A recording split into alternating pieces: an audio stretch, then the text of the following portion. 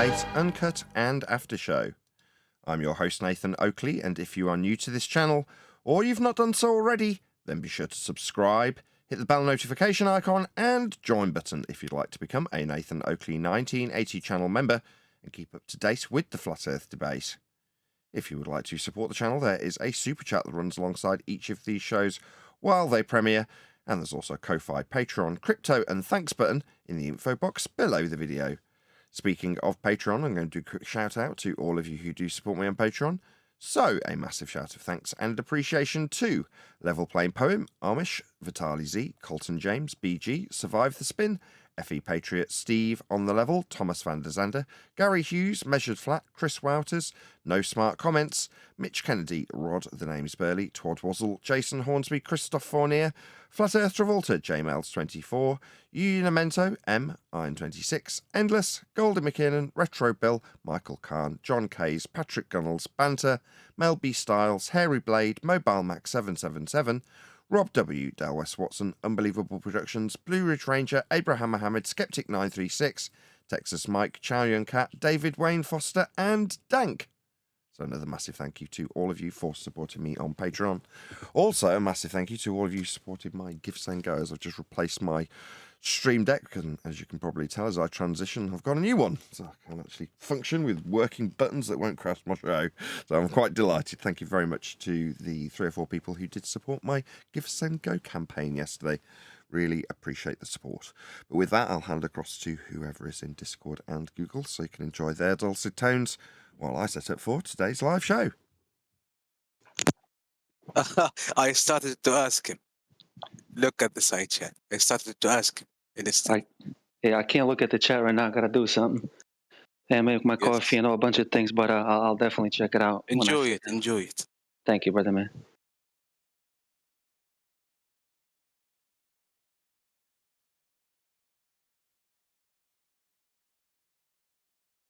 Hello.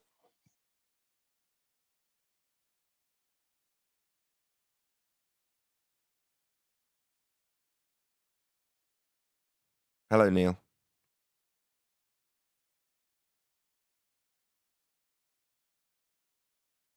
Got my new Stream Deck.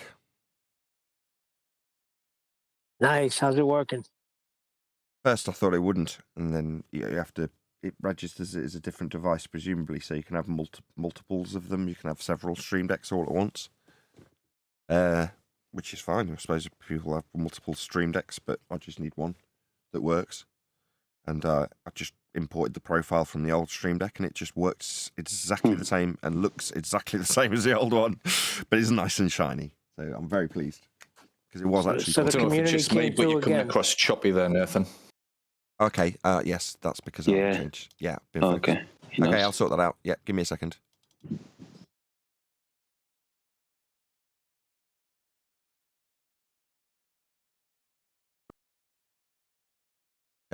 Check. Nathan is ace.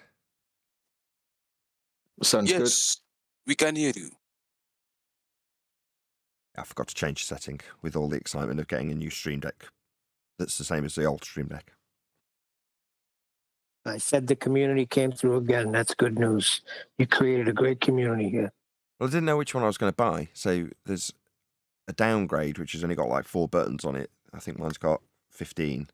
And then there's a couple of different ones with like volume knobs on them. And then there's a big one with a whole bunch of buttons, like more buttons. And I was like, I'll buy whichever one I raise. So I raised 120 quid. So I bought the one that cost 120 quid, which was exactly the same as the one I had before.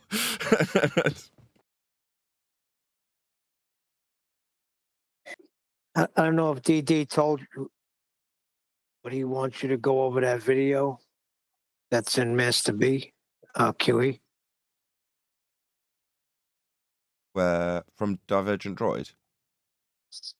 Yeah, he was telling DD last night to ask you, not tell you, but you know, he's saying tell you, but I'll say ask you to go over the video with Patricia Steer and Mark Sargent. That guy, Joseph Hanvey, supposedly has a working flat Earth model. Oh, God. Okay. I need a link to it, though, and I can't see it. I've just scrolled through Master B. There's a whole bunch of messages from Divergent Droid, but I can't see where that link is to that video. I'll repost it. Thank you. Nathan, I assume you're familiar with the Blackadder. With Blackadder? Of course. Yeah. Basically, I've just started rewatching it, and the opening statement is... Oh, shit. 2 seconds. No worries. Which Blackadder? Yeah, it literally starts off Blackadder saying, history has known many great liars. Copernicus, Goebbels. It just made me laugh the other day. Starts off by calling Copernicus a liar. Yeah. That's the first thing it says. But I don't know. I appreciate you telling me, and it is interesting. But would you call Copernicus a liar? I wouldn't. Neither would I. I get the sentiment though, and it's got to be more raw to be a joke and a subtle nod all at the same time, right? So the sentiment is there. Well, at the same time, it's like you're hinting at this fact that the heliocentric model's not real, because that's the main ascribed thing to Copernicus. So that there's only one thing they could be saying with that, right? Which is why you're pointing it out. But by the same token, it's like he's not a liar. I phrase it like he's coming up with a novel way of explaining the movement of the stars, for the benefit of the church. I don't think in his wildest dreams he ever thought that people would actually suggest that they're standing on his maths of a sphere. I can't imagine a world where that would be the case.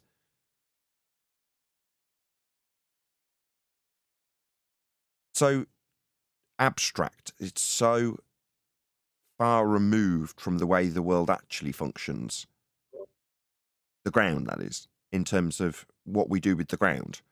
But to describe the ground in that way, to try and make some semblance of sense of how the lights all move in one system, which they're not, is to be admired, in my opinion. I've always said this, that 5 years ago I was calling the heliocentric model beautiful, and people were like, what are you talking about? Well, it's like, it's a very clever way to try and explain it. It's not without fault, and it's not for reification, but you have to admire the maths. It's elegant. It is. It's a cunning reverse engineering. Yes, they've got to work with the data that they have in terms of how it does actually move, how they've measured it to move. But once they've got that, they can say, okay, well, once I've got that, I can in the conceptual realm work with that data however I like. And in physical terms, which they're not, they're reified physical terms, you're bending the baseline, you're bending the ground you've just measured, aren't you? That's what they've got to do. Well, to come to that, to put the world into motion, instead of the apparent movement of the stars, you've got the world moving. That's very creative, isn't it? Do you know what I mean? Absolutely. I'm sure when he's doing it, he's like praying and very godly, and he's got a responsible job, and he's all for serving the church. So I can't see that it would be in any way nefarious. Therefore, to label it like he lied, it's like, I don't know. Nathan is destroying idea about the creation. Well, no, he didn't set out to do that. He's not setting out to understand what Nathan's saying. If someone comes on and goes, But give me a little bit of a better way of describing the wandering stars so that we can say where they'll be at given times. And he goes, I'll have a bash. Here you go. How about this for an explanation?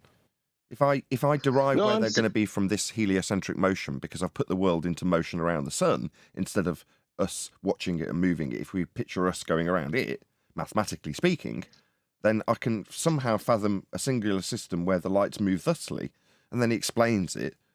Now, obviously, you're going, wow, that's pretty outside the box right there. But does it do a better job of actually telling us where they're going to be? That's all that the concern is. The stars, where they'll be.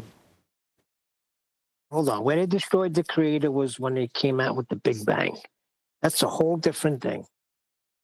You're saying Lemaitre destroyed the idea of God? No, Correct. I don't was think so. thinking of- Well, you can have that opinion. There was another example that has a little bit of a similarity. Is like the cosmic microwave background radiation, and how for philosophical reasons people decided to ignore the most obvious interpretation, which was the Earth is at the center of all this data. They decided, no, there is no center.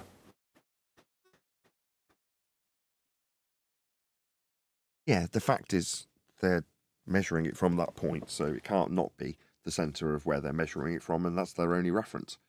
Can't go out to space to measure a different one.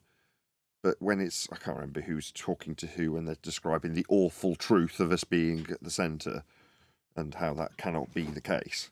We cannot allow such a horrible situation to occur. I can't remember how it's phrased. It's such a long time since I've looked at this. Hubble, I think it was Edward Hubble. Hubble. Right. Such an awful circumstance to have us at the middle. You're like, well, because it doesn't work with Copernicus and Huygens and Kepler. It's awful from your model's perspective. But, you know, it's just a model. Who cares? But they're very invested in it and want to be on it physically, literally. But they're not. They've reified Copernicus, Kepler, and Huygens' ideas of what the world is and how big it is. That's it. That's what they've done. I put that in Mr. B for you. Okay.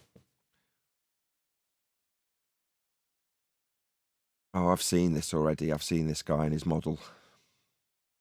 Okay, I know. At least I know what it is. I'm slightly ahead of the game by the looks.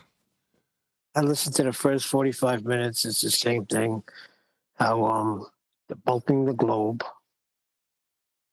What time is Copernicus? What year was that?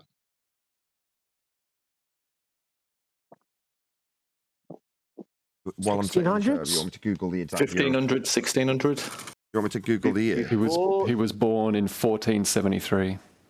Before I've done Columbus it or before me. after? After. Oh, okay.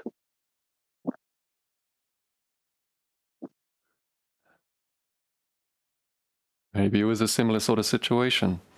They started to explore the flat plane they were living on, and they got to the end of the stars, and they went, I don't like that at all. But see, what I don't understand is they had scripture, and scripture is very clear, and it does not comport to a globe.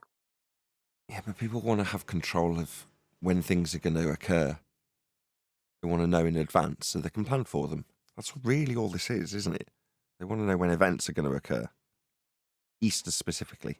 And they go, well, Church, go on. the church is being corrupted. Yeah. They're Yeah, not for the necessarily Roman good Catholic people Church. in charge.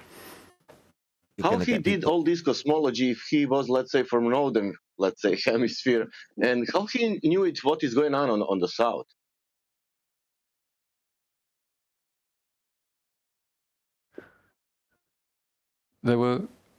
There's indications that other groups of people had explored using the stars further and wider. The Chinese, for instance. And then a bunch of Jesuits turned up later on and told them, no, not a flat plane. That was a ball the whole time. Yes. Basically. Like Nathan said, they want the control. So motivations for... It may not have all been great motivations in creating the model, necessarily. It's not creating it, it's the Oh. enforcement of the model, right? So if you say in creating it, you say, well, he's created a monster because now we stand on that mathematical idea of an explanation of how the stars move. You go, yeah, so is he to blame, Copernicus? No. Who's to blame then if we're going to see it as nefarious? The people who enforce it. If you want to look at it and you're describing it as the Jesuits, then yeah, I'll accept that. Because they're the enforcers of this control structure rather than the inventors.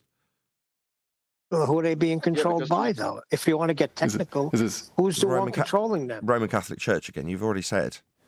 No. I'm going deeper than that. like an Oppenheimer situation? I've No, become I'm death, talking about destroyer of Lucifer. worlds. Yeah. Maybe. He said in Isaiah chapter 14, I've said this many times. He said, I will exalt myself above the stars. I will be like the Most High.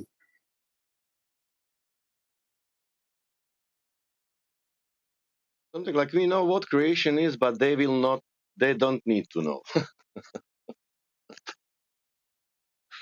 Some people just will not accept the world as it is, and I think they are terrified by the implications of living in a creation created by a creator.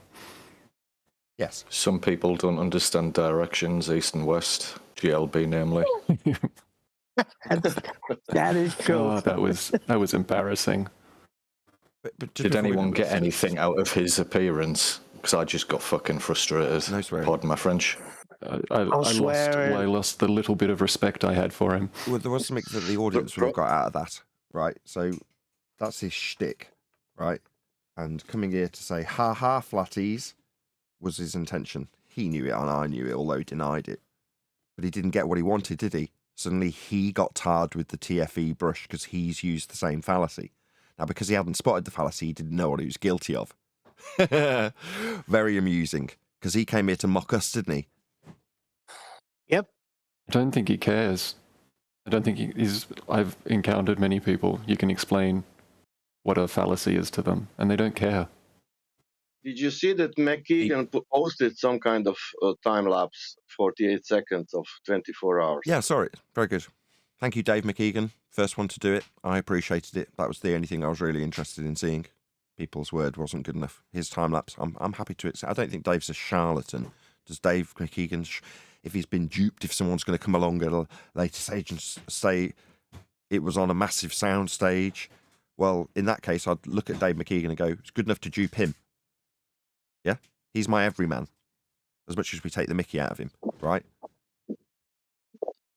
I think he was the only one that Is was that that doing any sort of work there.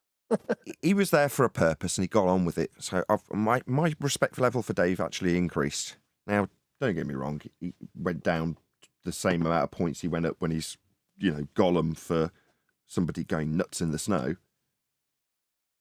But fine, that you go up some, you come down some, where he built up a bit of respect. He lost it immediately when he's associating with with McToon screaming at the snow. So any respect that he built up, he lost. But yeah, in that respect, kudos, props, you'll get the credit where it's due. You just knuckled down and got on with it. The fact that that first footage has come from a 360 camera, so it's inherently a bit of warping, and there's a bunch of people clicking. They're trying to use Stellarium to compare elevation angles, and they have no idea what the field of view is, and it's just. You tried to soften people I to want this, to talk to and these people. I couldn't help you, could I? Before they went, you were like, does that with the stars though, doesn't it? No one's moaning about that. We're still dealing with that as flatties. That was kind of your shtick, and you got attacked for it. Unless something into someone else, Endless. That was you, wasn't it? From memory. I mean, I've been expecting a 24-hour sun for a couple of years at this point. Oh, Whenever it's been brought up, it was you, but you don't realise the implications of what you did. That's quite sweet. Okay, so when you were chatting to me a week, 2 weeks, however long ago, you were trying to explain to someone else. It wasn't me. I was trying to calm whoever it was down. As they explained to you, look, that's what the stars do, and you were describing it with the crux and explaining the rotation that you observed. Mush. I was talking to Mush. Mush. There we go. But in so doing, what you've done is you've softened the audience. They've heard that conversation and appreciated that we're already dealing with that with the stars. Like, what difference does it make if it's suddenly the sun that does that? Yeah? Now, don't get me wrong, there's no stars in the day, but in terms of the rotation, what difference does it make? It's just a rotation. It's a movement, an apparent movement of a light in the sky. Certain practical applications apply in both north and south. In terms of the models that have come from those practically applied measurements, you end up with the celestial sphere with two flat planes, one underneath, antipodal from the other. And from that, you can have a sign convert a globe into the celestial sphere to project the angles through. Okay, so we know the origins.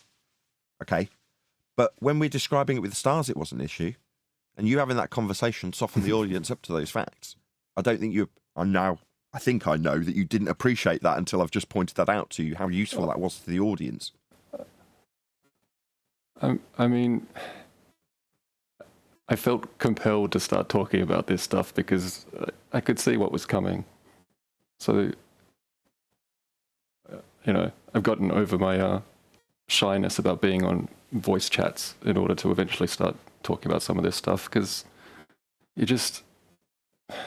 people, I mean, if you don't live down here and all you've got is conspiratorial talk about flat Earth to go by, it's very easy to get misled. I mean, even living here for the first couple of months when I was looking into flat Earth, I was thinking about it being, ice walls and stuff before I, before I tweaked to the fact that no, that doesn't work.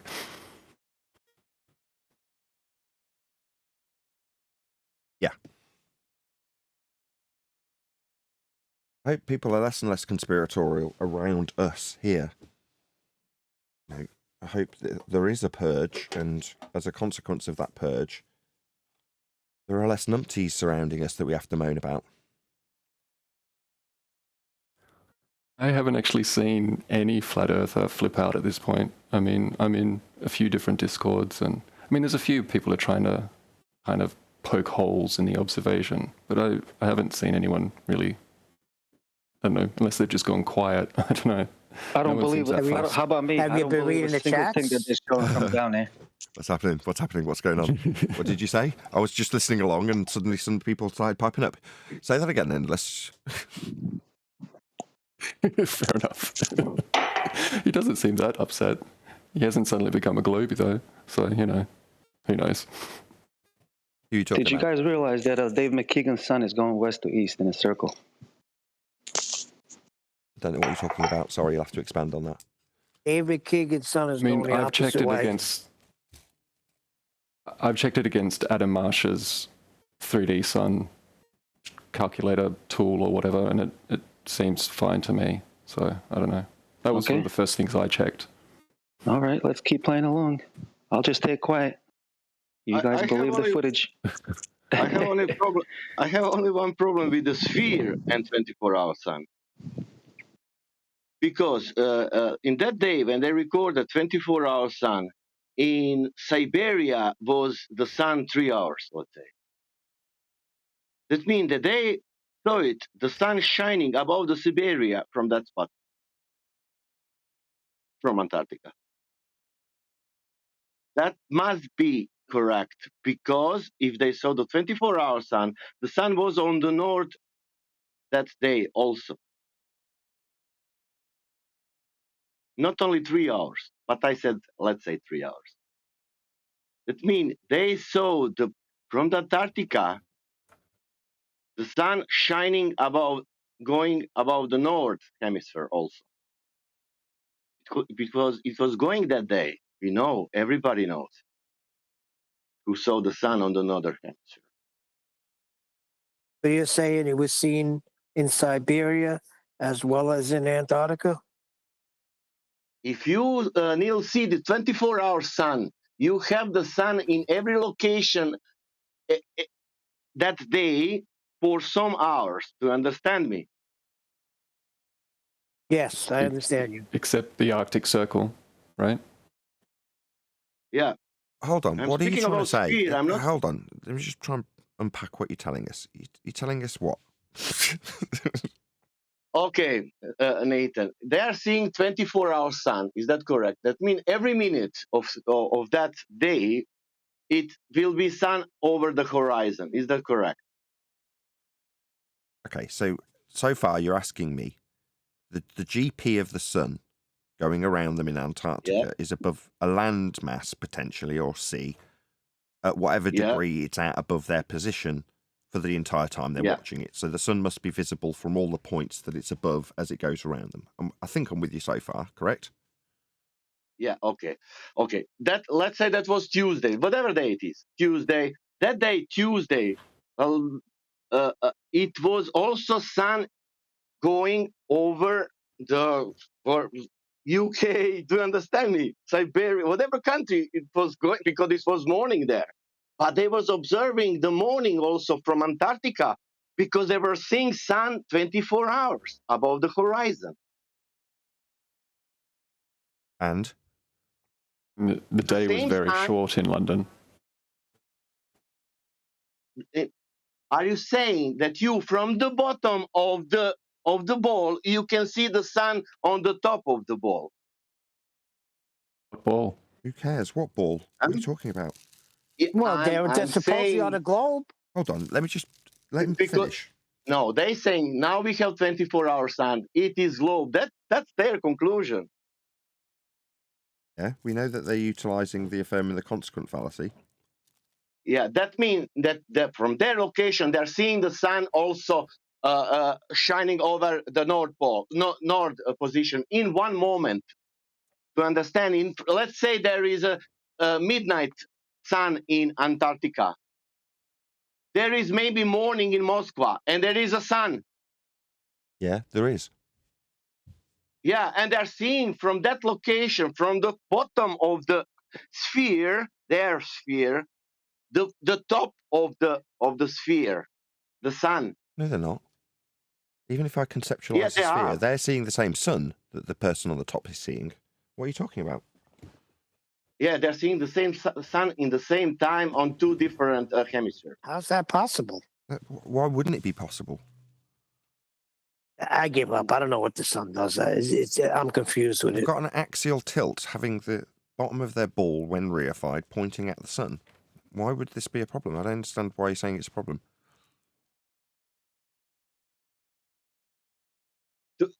You need to have sun in some kind of position to cover now South Pole and North Pole. Yeah, they have. That's No. the fundamental premise of The this co- system. And that was Heliocentric. matching all the time. And that was matching all the time. The Yeah. claim is it's directly above the Tropic of Capricorn. Exactly. That's the mark that you track. Have it whatever angle above the horizon they've got it in Antarctica and watch it move. Yeah? And all angles on the Earth are correct. Let's say in the moment when Why- they were seeing the angle I wondered in when we the get there. direction. Yeah. I know that it's difficult. But they need to give us that data. In the moment when it was southeast, I don't know, from the direction of Antarctica, is it from direction I don't know, northeast? Is the sun angle was the same for the heliocentric Yeah, but- model? That would be great to Okay, see. I got you. Now we're getting somewhere. Yeah, there will come a point where people want to compare and contrast their reified globe model and the angle representation the sun gave them while they were there in their time lapses, right? What Yeah. do they need to do to make this comparison? Go. Flat plane. Who gives a crap about any of this? Not me. Right. The moment we measure Earth with respect to this sun observation, all of the measurements, I've been saying it for a year, will be flat. So when people flip the burden and tell me to explain it, I don't know. Well, where's your model? No, we've got a globe deception when we measure Earth flat, and there's people telling you it's a globe. The whole world's telling you it's a globe. They're the ones that are controlling the cartographers, not me. They're the ones that have distorted the maps we do have, not me. Because of the deception, we haven't got an accurate map, not because of flat earthers. Now, if you want to peg the deception on a given individual, do your research, make sure it is actually their fault before you start pegging them as liars. Because then, if you don't, you'll end up screaming my name in the snow. So, check out if they are actually lying. That is to say, their intentional deceit is exposed to you before you tell it to others. But ultimately, I have no idea why the motivation is such that they want to have us on this reified Roman Catholic Church model. I don't know why that is. So I can't speak to why the distortions are necessary, but I know they're there, and I know they're wrong. That's it. My job's over. Now, I don't want to decry those who want to explore and chart potential new worlds if they can find them. But to do that, they've got to be the equivalent of Columbus or whoever it is that you can describe in history that's actually gone out and discovered new worlds. right? If you can be that person, then you can stick the worlds on the map rather than trying to figure out what the maps that have been distorted work as, when the whole point of doing that is so that you can't figure out what the world is. You believe it's a ball. Well, it's incongruent with the way we measured Earth. So it doesn't matter what they tell me about some inaccuracy that they say I've got on a model. I haven't made a model. The sun does that, does it? Okay, thanks for letting me know. Just so the people can recognise what I will take from this. Very useful. So we're getting a bit more information about what the world does in respect to the sun in a given area. Okay? Be nice to know what that given area is, totally. but it's at the bottom of a ball on a model that's come from the Roman Catholic Church after measuring Earth flat. That's where we're at. This blame game about what I need to provide after the fact is irrelevant. I know how we measure Earth. If it's incongruent with some model that those measurements came up with, oh well. So? Well, we need to know why. Yeah, that's probably why we're being deceived, because maybe they don't know. I don't know. I don't care either. What I do know is as soon as we start assessing that sun, we'll be measuring Earth flat. That's the I will whole say thing right there. Hold on one second. Sorry. No, go ahead. You finish. I'm saying in a life, I will tell person, if you want to speak with the flat earthers will tell you, real flat earther will tell you like this: I don't care what sun is doing in the sky. And finish. No more discussion. Nothing. Why you don't care? Because real flat earther will tell you about measuring Earth flat, about elevation, sea level, about that stuff. That's the flat earther. Or other stuff in the sky, whatever you ask, flat earther, if he is flat earther, only if he wants to discuss about it, okay. But he will say, I don't care. Yeah, once you start, to me, what's happening there is once you're doing all of that, you're trying to debunk their globe model when all we need to do is stick to the measurements. We've already done that. To validate the globe model, you need to measure the Earth's surface curving. Debunked that in 2020. Their claim to be Earth curve measurements aren't. They're extrapolations from flat Earth measurements. That's the reality. So even them, when they're trying to claim the ground's curving, use flat Earth measurements, they measure the ground flat. Okay? So we're all in agreement then, Earth is, without doubt, measured flat. Now, we can laugh about locally flat, but that's them acknowledging the awful truth of the circumstance. Now, the fact that there is an incongruence with the current deception is not my problem. But in terms of what Earth is, it is functionally measured flat. Now, if we're going to get onto what the elevation angles of the sun with respect to a globe model, why would it do that? I'm having to distort the ground to explain this. That means I've failed, haven't I? So there's an unsatisfactory explanation for why the sun does this then.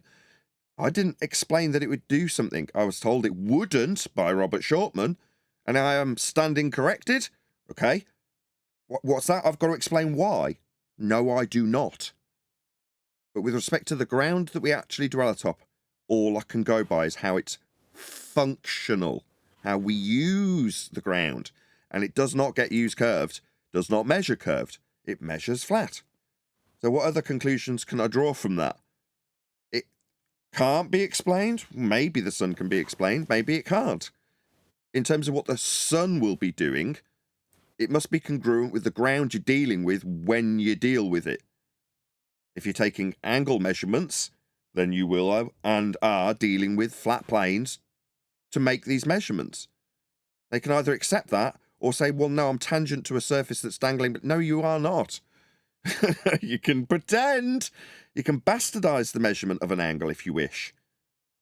But then you, relinquish the angle because the bottom baseline is actually cut? No, you won't be doing that because you need to extrapolate some data with respect to the Earth. That's where we start to end up on a ball. Can't then circle your way back and say, well, let's just forget that I distorted the ground itself to come to this conclusion in mathematics of a ball Earth to explain why the sun does this. Now, that's a fail the moment you bent the ground that you measured flat. Understand where this burden lies. At the point you realise that Earth is not a sphere and where that sphere came from, it doesn't immediately become your burden to explain all and sundry that suddenly has no explanation. It wouldn't be any different if someone asked me why the sky was blue. Why does the sun go round and round and round in Antarctica at this time of year? Why is the sky blue? But that's what I'm saying. The minute they try to explain this and try to say, well, it can't work because of this, that, and the other thing, you failed. Work is what you can practically apply to it. I love that word when people use it. How does this work? What do you mean by work? Do you mean practical application, as in put to work, like physically do something? Like when I'm working, I'm doing stuff. Well, how does the world work? How does it get put into practical application? Not how you can try to explain what is absolutely glorious and useful, but not necessarily capable of being put into one singular unified model of a all-encompassing world that we want it to be. Now, at some point, you can expand your understanding of what you can track and plot in terms of patterns as lights take, but does that mean you'll understand the workings of the world? Well, people would like to hope so, and have ended up putting us 500 years after the fact onto a ball. Well, we're not. That's a total fail. That's what I know. I'll be humble and say, I don't know stuff beyond that. And when people present stuff that is anomalous to a globe model, they feel that suddenly, without an explanation from me, that the measurements of Earth suddenly stop being what they are. No, they don't change. They're still measured that way and used that way. Not much I can do about that. Point out how incongruent it is with a light. Well, I'm sorry about that. I'll what, start measuring the ground curved then? What do you want me to do?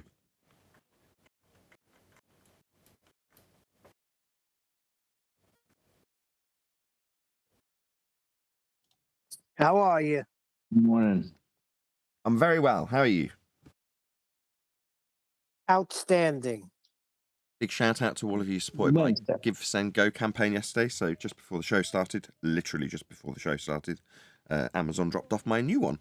So I am elated, as it is essentially had the costs covered by the people who support the show. So I'm really, really grateful that I'm not now dealing with a flashing Stream Deck with buttons stopping working and causing bing bongs as it reconnects and disconnects from the USB socket it's plugged into.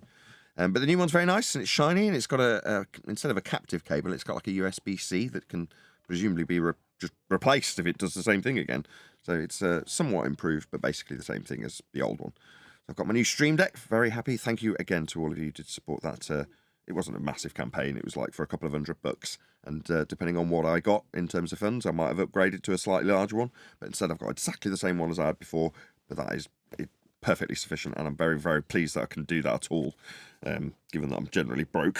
So there we go. Thank you very much to all of you who supported that Give, Send, Go. Is there any evidence of a physical geometric sphere edge? That's a horizon formerly known as Earth curve.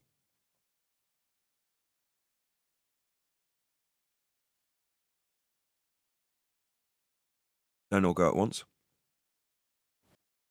What is it? No Atmo Day? What does that mean? I mean, How would you see we it? go by level. What do you want? But is there any evidence of Earth curve? I'm asking for like the hill that is claimed to get in the way of stuff if you're a baller. That's what I'm asking for. And I'm being told if it's no Atmo Day. I don't really know what that means. Yeah. Being facetious. It looks flat. It measures flat. It's always flat. In which way to be presented? Fair enough. We'll go back If you're on Earth and you're using Earth, you're going to be using a flat Earth. Yeah. If you're measuring Earth, you're going to be measuring it flat. I think we'll go back to just doing a couple of housekeeping questions. We did a full round of them yesterday. If you want to hear the full rendition, we'll do them maybe once a week. And then each day we'll just do a couple. Any evidence you can have pitch data on a globe? Negative. Okay. It'd be just pitch from horizontal. So you need the horizontal to be Earth. You're using level as horizontal as Earth. It's a beautiful thing. Indeedy. Okay, so we have actually got a video that I didn't necessarily enjoy covering when we covered Mark and Patricia last time.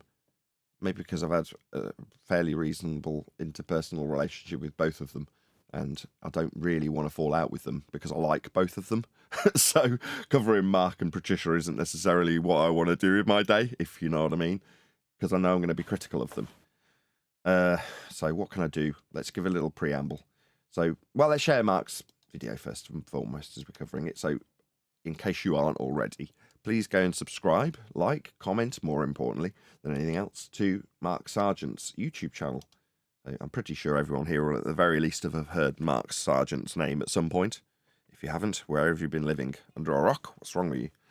In either event, please go and let him know by clicking the link in the live stream that's going by right now and letting Mark Sargent know at Nathan Oakley 1980 sent me. So just leave him a polite comment. I'll give you the same preamble because we do have Globers who watch the show. If you do pop along to Mark and let him know that I sent you, don't swear. Be polite. Don't automatically get your comment removed by the bots at YouTube either.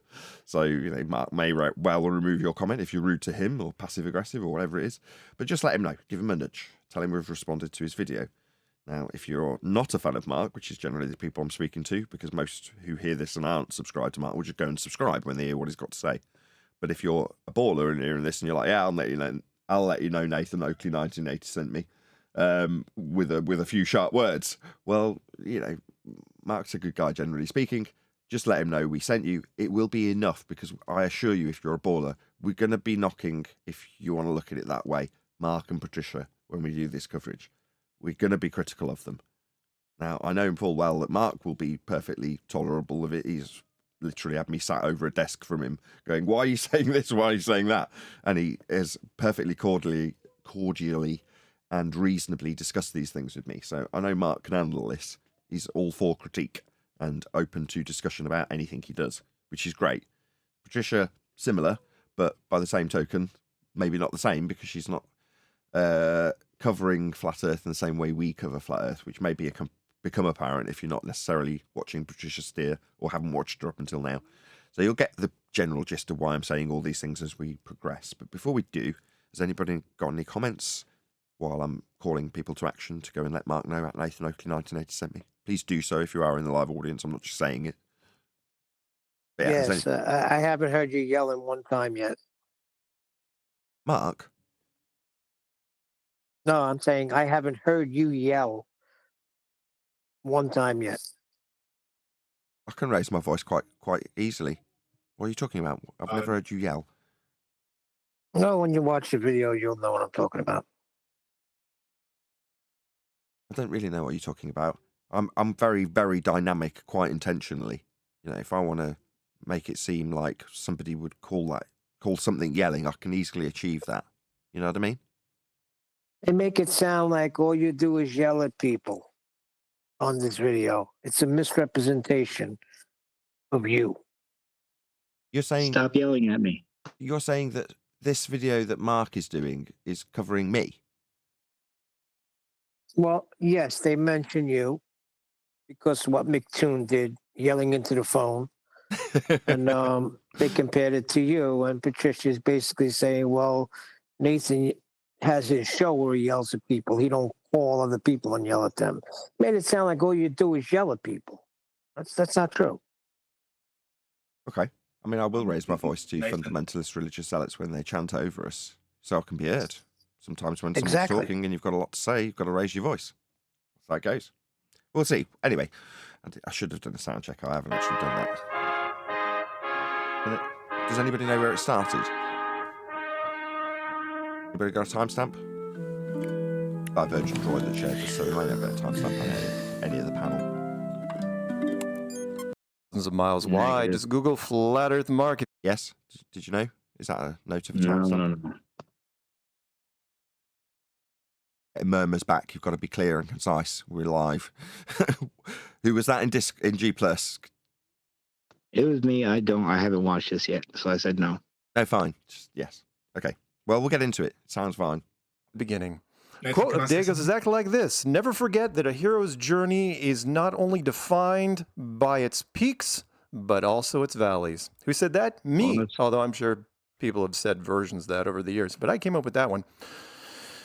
My co-hosts in the upper left, the perfect Patricia Steer. In the upper right, the slightly frozen but still delightful DJ Curious. And in the lower right, we have special guest Joseph Hanvey. Did I pronounce that right? Hanvey? Yep, Perfect. that's correct. Who we'll get to later, so shut up. Don't say anything.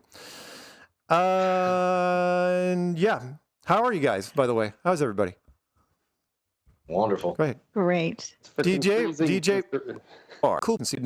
America, people have no idea. America have made a lot of cartoons over the years. Sorry, my bosses. I'll show it to you on the air. And so he sent me that, small, because I fast, which is skis on the border in Pennsylvania. There is a meetup in Minnesota. I just put that one up. That is going to be December 28th. That promo is on my channel as well. And stuff up. We'll check it out, make sure it's at least somewhat operational. And you can bid on an entire pallet of stuff. You know how to do this. Oh, hey, and no, okay, I'm not going to pick up everybody else. Yeah, there's Brian Burton. Nope, we're not doing this. All right, guys, I'm hanging up on all of you. No, I'm not picking. No, I'm hanging up on all you guys. Screw you. Okay, that's the power of social media right there. Wow, that's hilarious. No, oh, come on, Rick, you're killing me. Rick, come on, seriously, I'm on air. I got a show to do. Okay, learn. Yes, journey.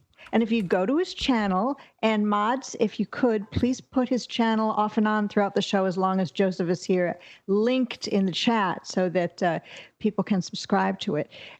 He went on this geocentric journey, and it led to the models that he's been coming out with. But the journey was more than just coming up with a model. It was everything. He looked at all aspects of the world, pretty much after work, came home and shut himself away and began doing deep studying. And he was questioning everything, including his faith. This was 2004, 2005, and his research has led him to many different changes in his life, although he's kept the same job. But now he's here with us, and his channel is definitely on the verge of blowing up. He's the right man at the right time for the Flat Earth Awakening. And we want to welcome you here, Joe. Thanks for being on, and thanks for the capabilities that you possess to bring us what looks like a working model of the Flat Earth. What? He's got an azimuthal equidistant projection on his back wall. Nathan, they're all going to jump on this, trust me.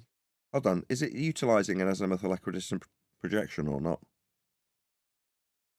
Are you talking about Joseph Hanvey's model? Yes, that's who's being interviewed.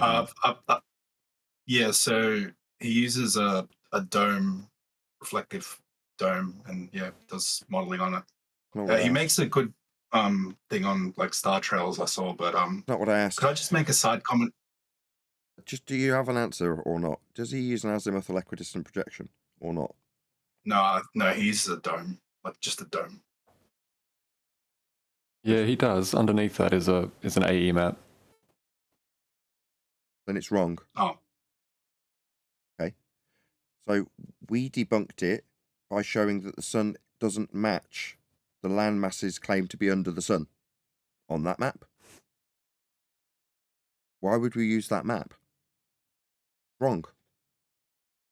No matter what he does with his dome, I can show in physical reality on two separate occasions where the sun is claimed to be, and it not matching the map when you physically verify with a person live with a camera phone pointing their camera at the sun and checking where it's supposed to be on that map. It doesn't match. It is wrong. We knew that, 9 years ago? So no matter what he presents, it will not be right. Thank you for having me. I'm just kind of humbled to even be in this situation, to be honest. I never really was doing that. My main reason was just to figure it out for myself after I figured out that the Earth is definitely not what they told us it was. So I like to figure things out, and that's what I decided to try to do. I know it's got to be something different than what they've told us, so what is it? Right on. I hope this guy relaxes a little bit, because at the moment he's incredibly nervous for whatever reason. I mean, to be fair, when I was first in the presence of Patricia Sear, I was very nervous. She's got that kind of air about her. You're like, okay, it's Patricia Sear. You know what I mean? Not that she's a serious character. She's actually very easygoing. But I'm just saying, when you're in this sort of setting with her, it suddenly puts you on edge because she's very professional and et cetera, et cetera. Hey, can I interrupt for 1 second? Because I'm sure people are interested in the chat room. Because I don't know. Because up until recently, I hadn't really watched your stuff. But I have caught up as fast as I could. How did you get into this? What is your journey like? As far as how getting this far, before we get to your model, how many years are you in? We treat this kind of like a sad AA meeting, which is good. I don't remember the exact year that it kind of clicked, but it was sometime around 2009, 2010, or 2011. And what's clicked and what happened in 2011? I understand what's being asked or what's being answered. Does anybody else know? How he got into flat Earth. Go on, Angels. I think he became a geocentrist or something like that, and then got into the flat Earth. I believe that's what it is. So he's geocentrist. Okay, thanks. I discovered that there was just a lot of things not lining up with what we had been taught in school and about history and just the stuff in the media. So, and at the time I was teaching I didn't work at studying it, researching it constantly, how to weight the model we've been told our whole life. So that's a kind of a quick, short synopsis. No, that's fine. That's perfect. Yeah, I love that. I just want to chime in really quick and just also say thank you, Joe, for being here, and thank you to Rock. So happy you're here, and thank you again. Blew up. Just the work that I've done has connected me with people all over the plane. So it's been awesome. I get to talk to people in New Zealand and Australia and South America. Model. Their main push points were always, what about the lights in the ceiling? Why does the sun do this? Why does the moon do this? What causes moon phases? What causes lunar eclipses? Why do star trails rotate arc and anti-arc in different zones? It was always about the ceiling. Why is the ceiling like this if the floor is flat? So I was like, any model really needs to be able to account for the luminaries. Okay, so he's immediately failed. So you don't identify that fallacious reasoning that they've applied. You just chased straight down that trail. No, that's incorrect. Yeah, when you've summarised their fallacious reasoning, that's where you stop. You don't go, because they tell me that what the lights do in the sky must dictate what the ground's doing. We must figure out what the lights in the sky do. No. I mean, it's a lofty supposition to endeavour to find out how the entire world works. And I'm not trying to decry, that's why I'm a bit hesitant in my speech. Anybody who takes on such an endeavour, right? If I'm seen to poo-poo these people, and by these people I mean people who speculate and try and figure these things out with their dome models and things like that, right? If I poo-poo them, then they won't, be the out-of-the-box thinkers, and then we won't have people practically applying these things, and they become useful after creative people put them to use, and sometimes that involves novel thinking, or a problem that needs solving, or whatever it is that leads people to go, well, how does that work? Now, the problem we have at the start of a flat Earth journey is that people have been deceived with science to believe that things that are called experiments have an air of empiricism, validity, proof, when they're declared based on observations of lights. So the first step in a journey to flat earthism isn't really figure out how you can project a light to seemingly match the light in the sky, because that's correlative only. And we're more interested in cause here. So we can speculate. I'm not saying we shouldn't speculate, but I'm saying you're also subject to the highest degree of scrutiny and ridicule that there is. So given that's the case, you can go straight in front of Patricia Sear and Mark Sargent with your model that's based on a map that failed, that's a globe projection, and have our scrutiny and the scrutiny of everyone else, and everyone pointing at you and calling you stupid. Me, it'd be keep it to yourself till you absolutely know it does actually function with a practical use, and then show it. But that's just me. I mean, I've only faced 10 years of ridicule in flat Earth. So what would I know? Can I clarify something? He doesn't actually use the Gleason underneath his dome. He uses the moon map. I posted it in the side chat. Okay. Can someone stick that in Master B? And what is also, the moon? Nathan, could I make? Yeah. Just a side comment. I debunked the final non-experiment. I can put. It's a 2-minute video I made. It was actually during the video where McKean called you. Yeah, final experiment debunked 100%. Tell us why. Tell us verbally why. Well, when McKean's walking around, his shadow changes directions, and then when he moves away from the sun, it elongates like triple the amount. So that can't happen with a 93 million mile away sun. You're saying his shadow changes length? It changes length and direction. So the shadow's pointing to the right. Then as he walks past the sun, it turns. Okay, I want to address this 24-hour Antarctic sun time lapse from Dave McKean. This looks like Brian's video. Have you posted it somewhere that I can get it? Is it in? Where is it? Oh yeah, I'll put it right now if you want. I just put it now for you. Okay. That's funny because I was telling him look at the shadows yesterday on TV show. The final non-experiment with these goobers who are in a studio with shadows changing directions. Look at McKean's shadow. Look where it starts off from. Look where it ends up. It flips. I'm sorry, but isn't the sun meant to be 93 million miles away? Look at the shadow length getting longer as he walks away.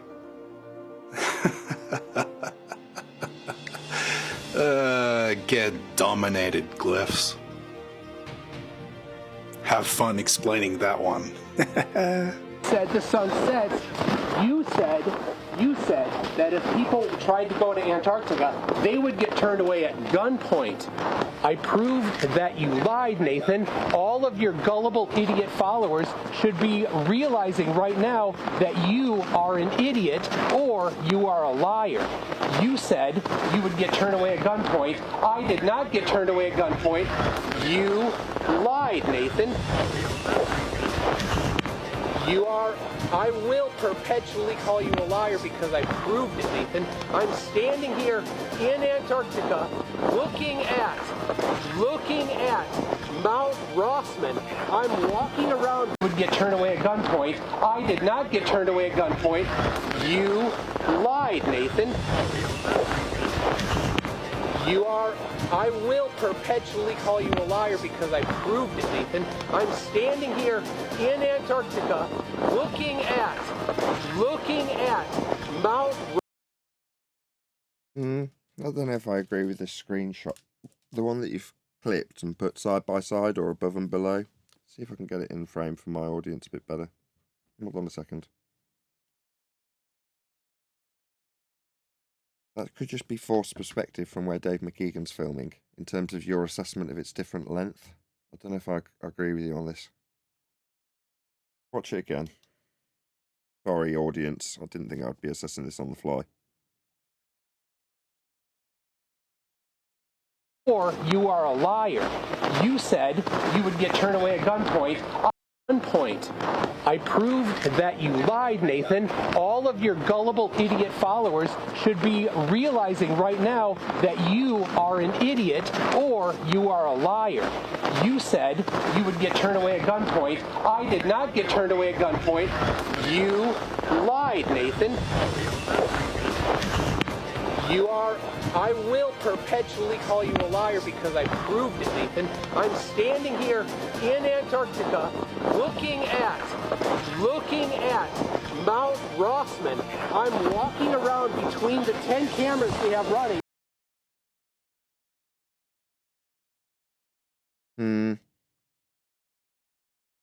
If you watch the end, I kind of do a loop.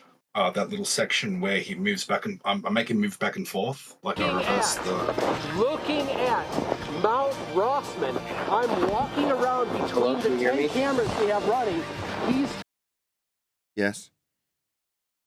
Can I ask just a question? I'm new to this. I need to ask a question. Yes. Can you give me 25 more seconds? Yeah. 10 cameras are recording me. These cameras are recording me, Bar. I will perpetually call you a liar because I proved it, Nathan. I'm standing here. McLooney Tunes, thanketh thee for playing.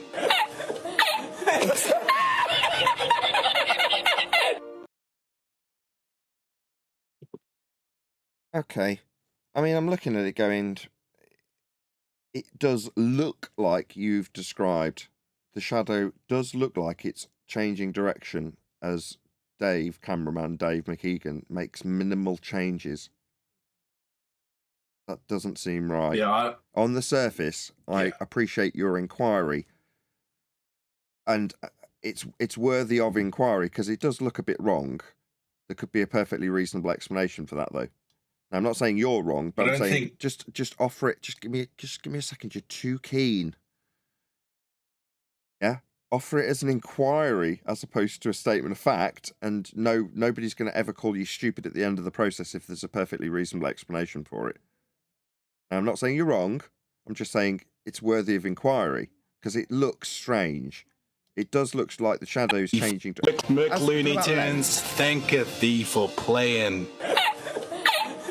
Does look like it's changing direction. Show the audience once more, and then we'll round out because I've kept that guy like a lot more than 25 seconds. Sorry, friend. There. We'll get to you. Promise. Thanketh thee for playing. Yeah. Okay. Cool. Go ahead, my friend. Thank you, Angels. I'm sure people will be looking at this in much, much, much greater detail now that you've brought it to people's attention. So, well done in that respect, at the very least, even if it comes to nothing. Yep. There's also just still frames of diverging shadows with the tripods. Okay. Yeah, I said that yesterday. There's something weird with the shadows. Okay. Fair enough. We'll see what happens. Who knows?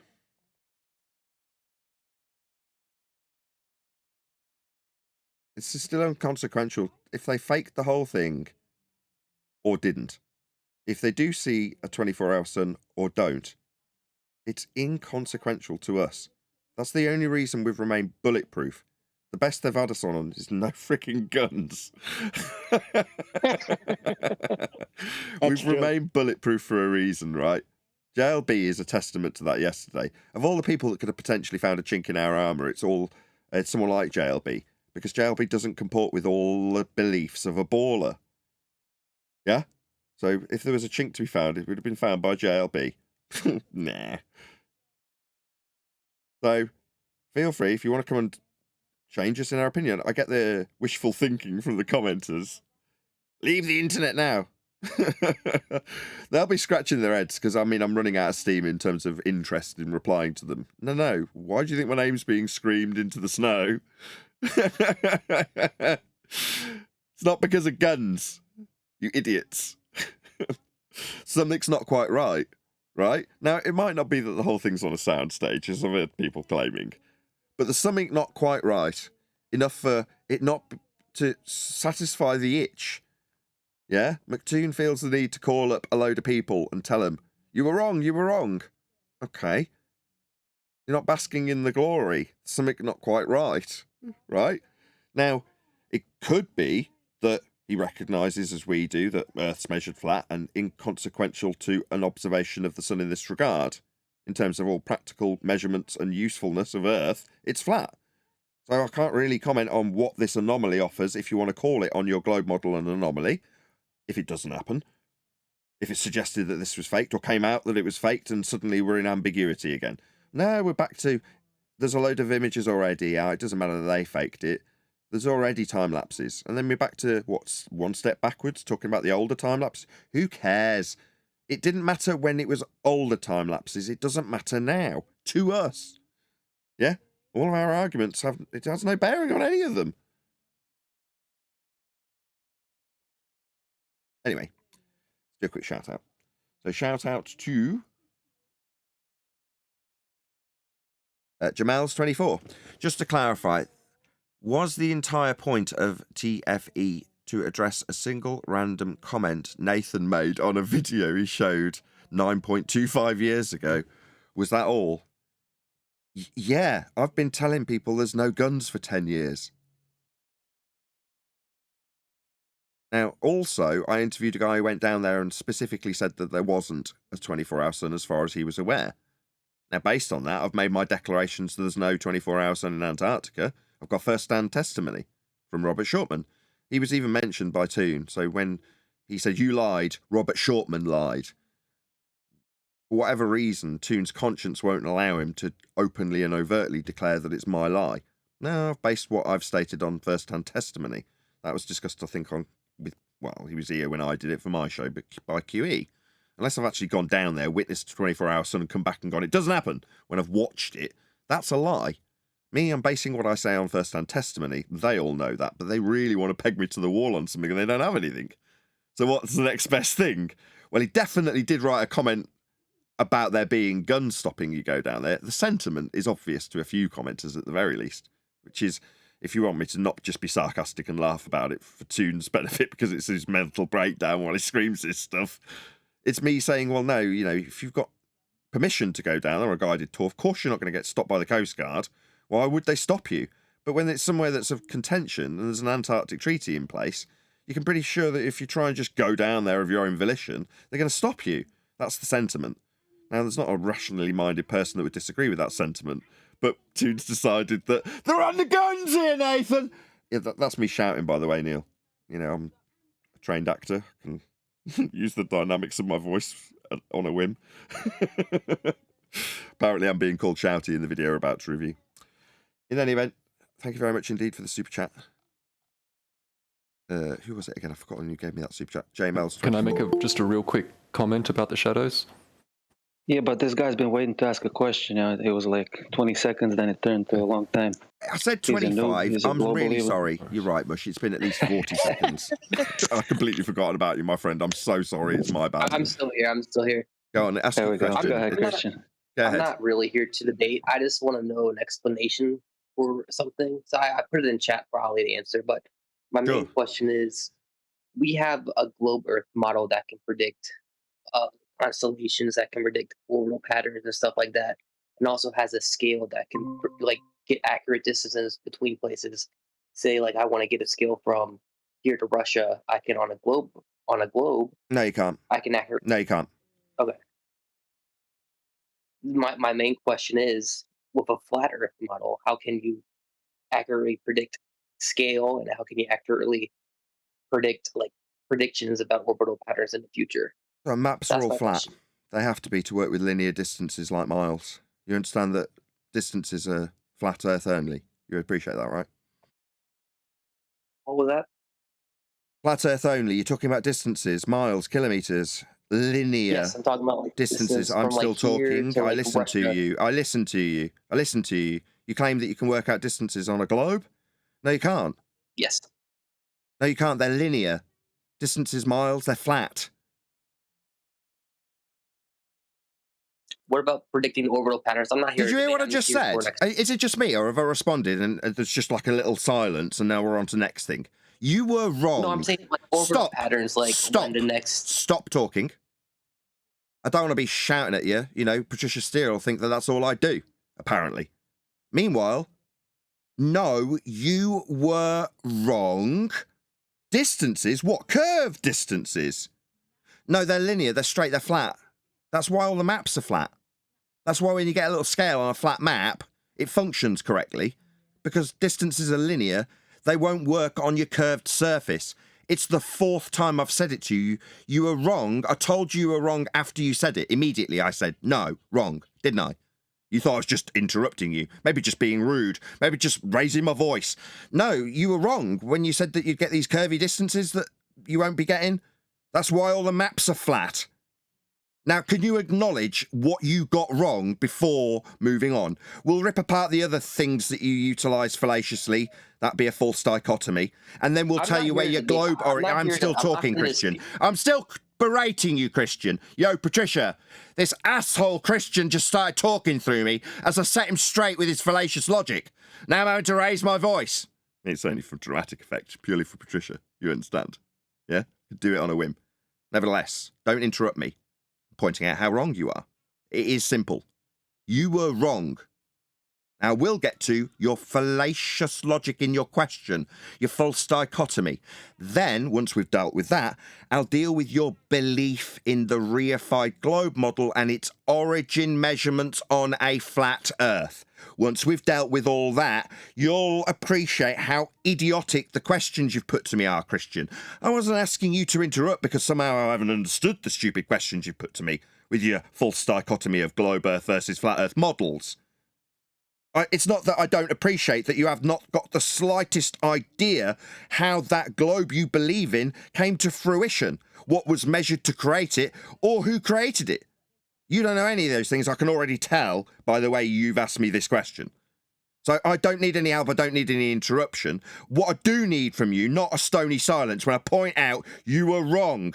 You're not using curvy distances, they're flat, like the maps that are useful. Can you acknowledge where you were wrong when you asserted your globe that's based on flat Earth measurements was functional with distances? It is not.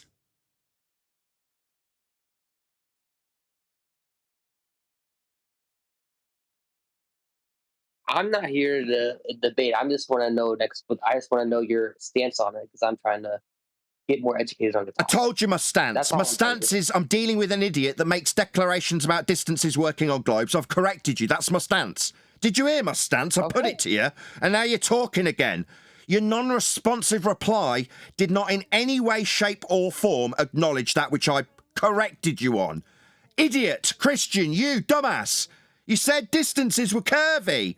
What kind of moron would say that and to tell me in reply that you're not here to debate? No, you did. You made claims. Then I ripped them through your throat. Didn't I? You just haven't acknowledged that fact yet, Christian. You're a man or a mouse. You were just wrong. About distances and that. Like on the maps I've pointed out to you 5 times. So I'll do it a 6th time. No, you were wrong about the distances. That's why the maps are flat. The scales wouldn't work for the linear distances like miles and kilometres. I've put it to you multiple times. I'm not inviting you to justify your appearance. I'm telling you how wrong you were.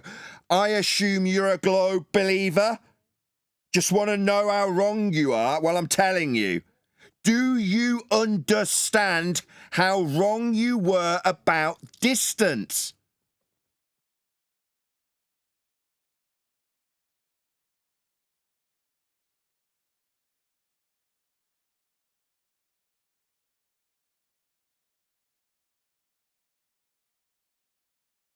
You take your time, lad. You had some questions, and then after the fact, you've appreciated how stupid you've been made to look with those questions.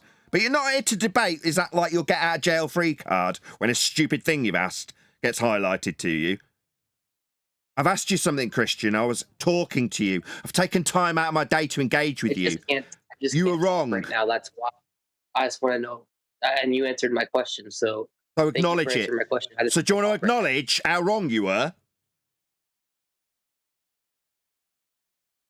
Yo, Christian, I've taken time out of my day to educate a dumbass. It'd be nice if you thanked me. Oh, I didn't realise how wrong I'd be about curved distances.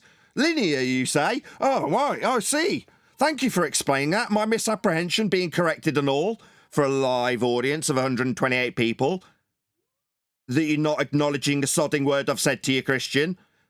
Do you have a... Why are you asking me something? What a belligerent little prick. Don't ask me something. Acknowledge how wrong you were. Do you have an accurate... Don't ask me something. You were wrong. Distances are linear. Comprende? Yes or no? Do you understand? Yo, Patricia, we're going to be getting to you. I know you'll be watching this.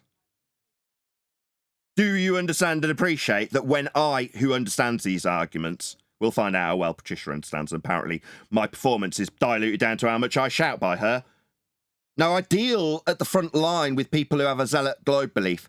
And when their incorrect misapprehensions about things like distance get put to them, start asking me questions, I shout them down. I don't allow them to have the mic. That's because I'm in charge. The dominant authority in this discussion here is not Christian, is it? Christian, 8th attempt, son. You're going to grow a pair of balls and say yes when I ask you if you understand about linear distances now? Maybe I'll get a thank you. We'll see. Very irritating when you're trying to educate someone and they don't even respond and they just talk straight through you. It's not like you sat on silence and I'm still talking or anything. You can talk when I'm done, son. I'll tell you when you're ready. Do you understand no belligerent's going to talk straight through me? I'll summarise the question before you open your mic and respond. Given that I've asked it 9 times. I'll summarise it for a 10th. Do you understand about linear distances, not curved? You may respond. Yeah, but okay. Good lad. What I'm saying now sit down with your dumb questions and shut the hell up, you ignorant little boy. Shut up. Why are you coming here, you stupid idiot? You've made a declaration about globes working with distances. You were wrong. You're an idiot. Why the hell are you even here?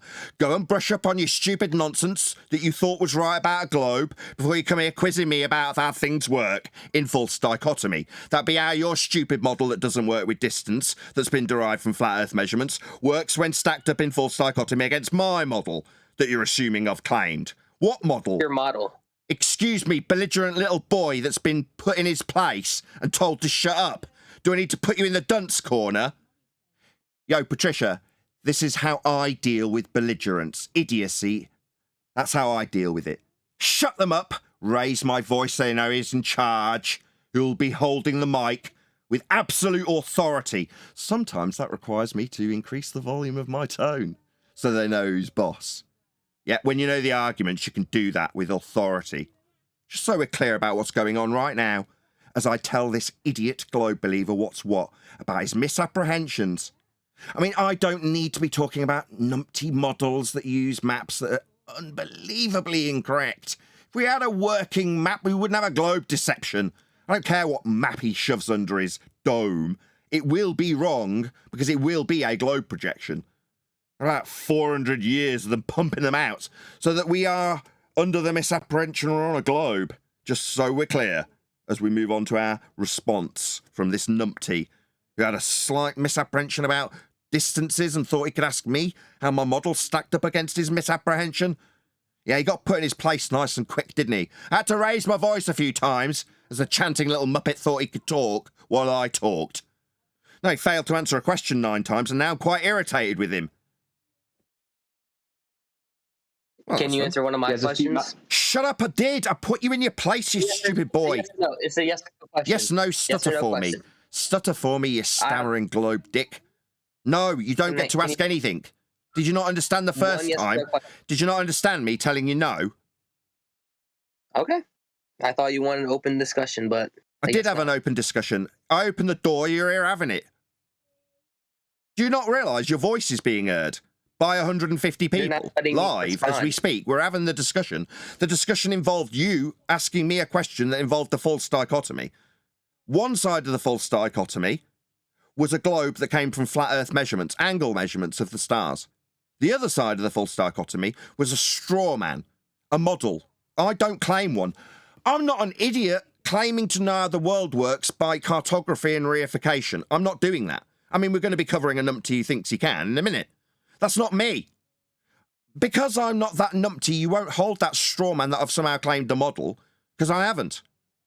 So your false dichotomy fails, your straw man fails, but ultimately your question was based on your misapprehension of our distance functions. Now, I have dealt with every tiny ounce of the garbage you spewed when you opened your ignorant globe-believing mouth here. Now, you feel that you've got the right to continue in your questioning of me.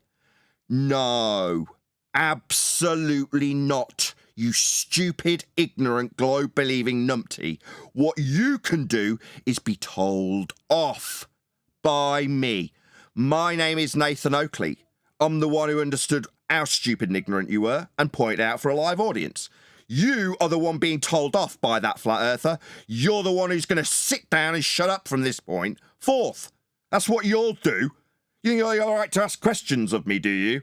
Yeah, you did until you made a fool of yourself. Now I'm telling you to shut up. Is that clear? You may respond. How is there? My one question. Why is he asking me a freaking question? Why are you asking me a freaking question, you belligerent little child? No, you're not in a position of authority. You're not the one asking questions. You had your chance. You made yourself stupid. And now you feel you've got the right to rumpus me on my own show. Yeah, fortunately, I got a nice new stream box. So when wankers chant through me, I'll just shut you up. And eventually, as you just watched, audience, when they don't get the opportunity to make me get more and more angry, what raise my voice more and more and more. And that's when they blame a mute burn. I didn't get to shout Nathan down when he made me look foolish. Oh no. Yeah, I did. I got a mute button. That's right. When wankers get defeated, they feel the need to shut me down by verbally muting me, by talking over me as I humiliate them. What do you know? I run a show and can produce it effectively and not let that happen for my live audience. That's what the globe believers call my mute button. That is to say, when they've lost, they don't get the opportunity to chant indefinitely. No, they don't. I'm functionally operating on a live stream. This Christian asshole's lost his shit now and can't shut up. Doesn't respect the fact that I've got 150 people live. He wants to talk. Are you still talking there, Christian? I don't know if you can hear me or not. No, I can't. I'm running a live show and I've told you to shut up, but you've decided that that's not good enough. You're in charge. I've been made to look stupid, so I'm going to talk indefinitely, is what Christian's decided. Oh, why? Maybe if I leave that line open indefinitely, it'd be fair. That would be me not using my mute button, by the way. The mute button that has stopped this asshole who's had to be server muted by one of the operators of a server that I don't functionally operate. I've got a live show to operate. They've shut him up because he couldn't shut himself up. See, what happens from our opponents who lose badly? And they argue about things like distance after saying they're not here to debate, offering false dichotomies and straw men when they say they're not here to debate. Liars.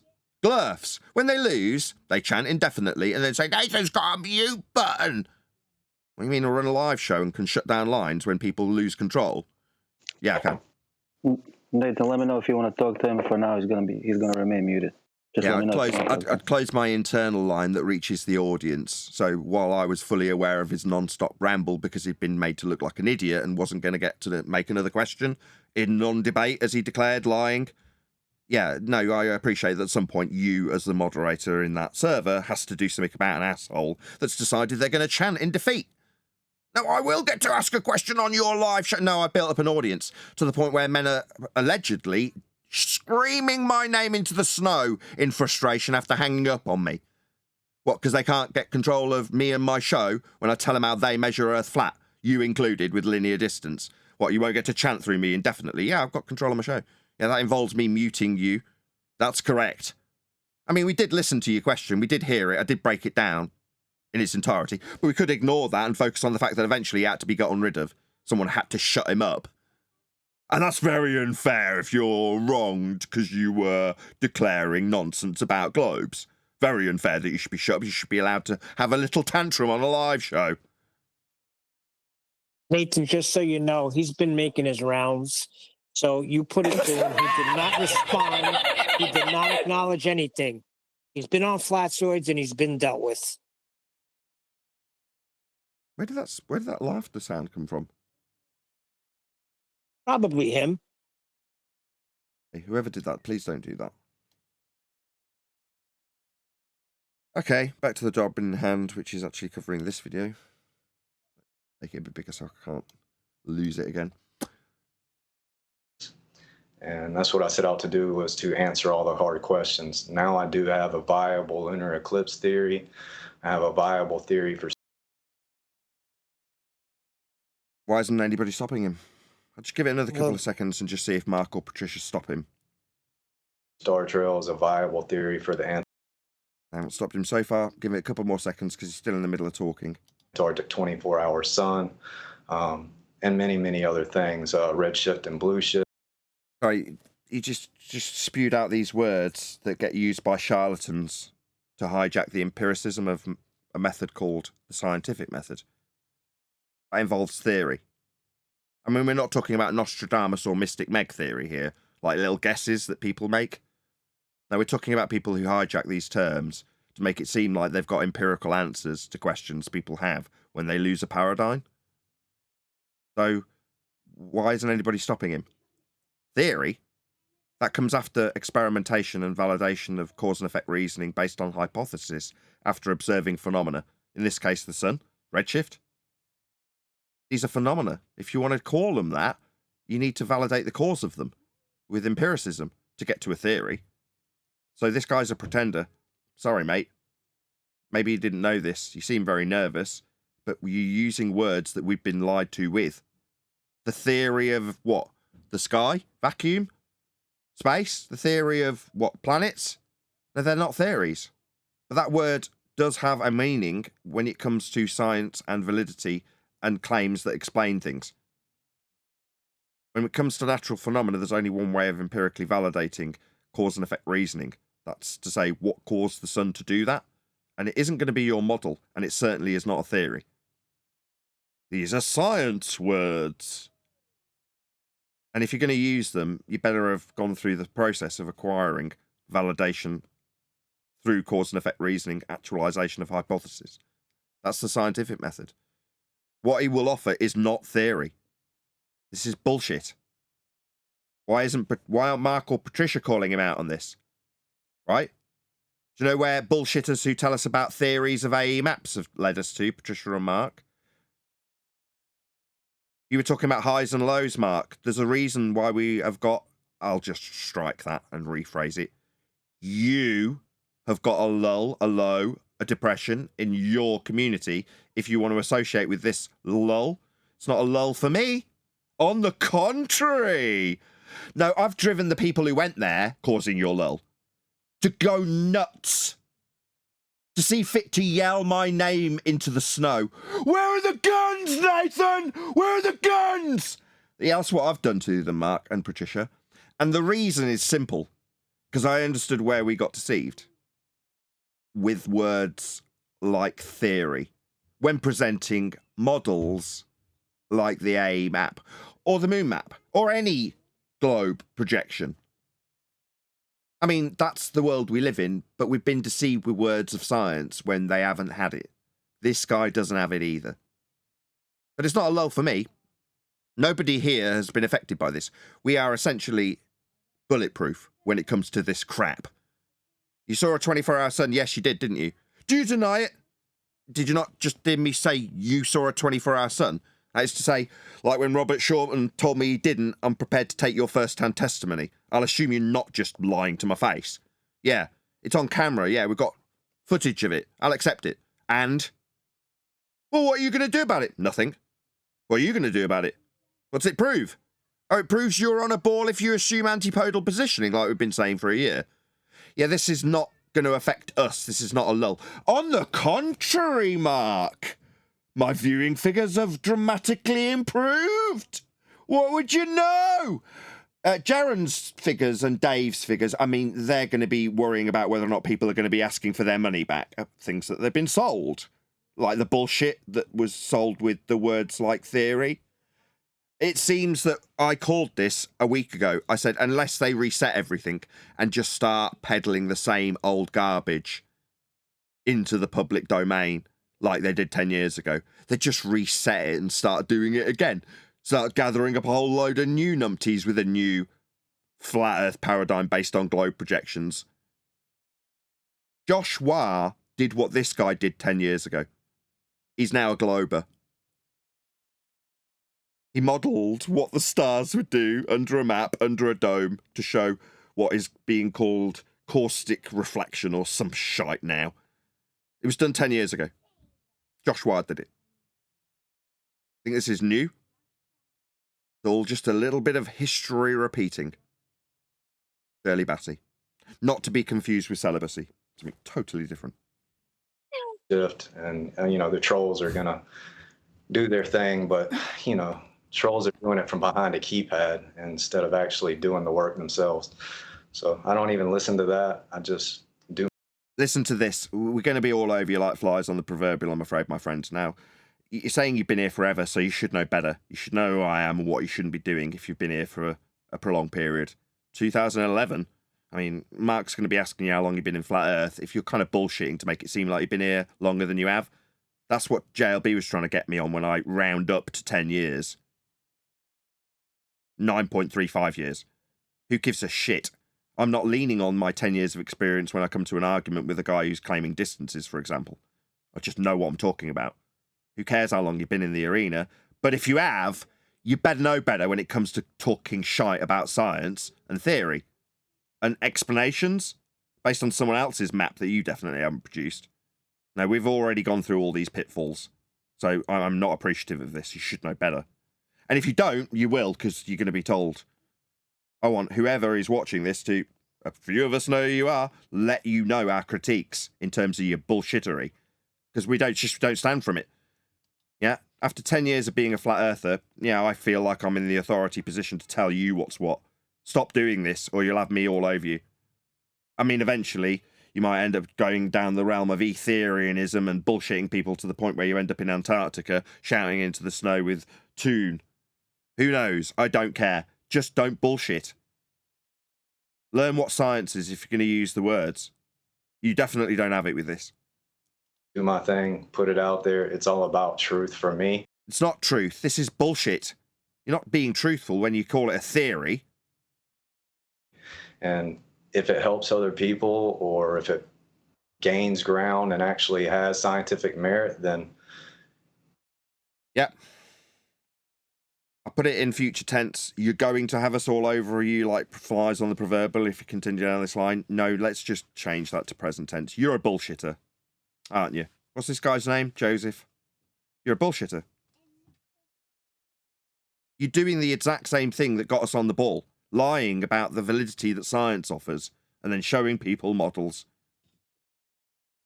Yeah? Why do you think Dave Weiss is in a position where people are asking me if they should be asking Dave for refunds?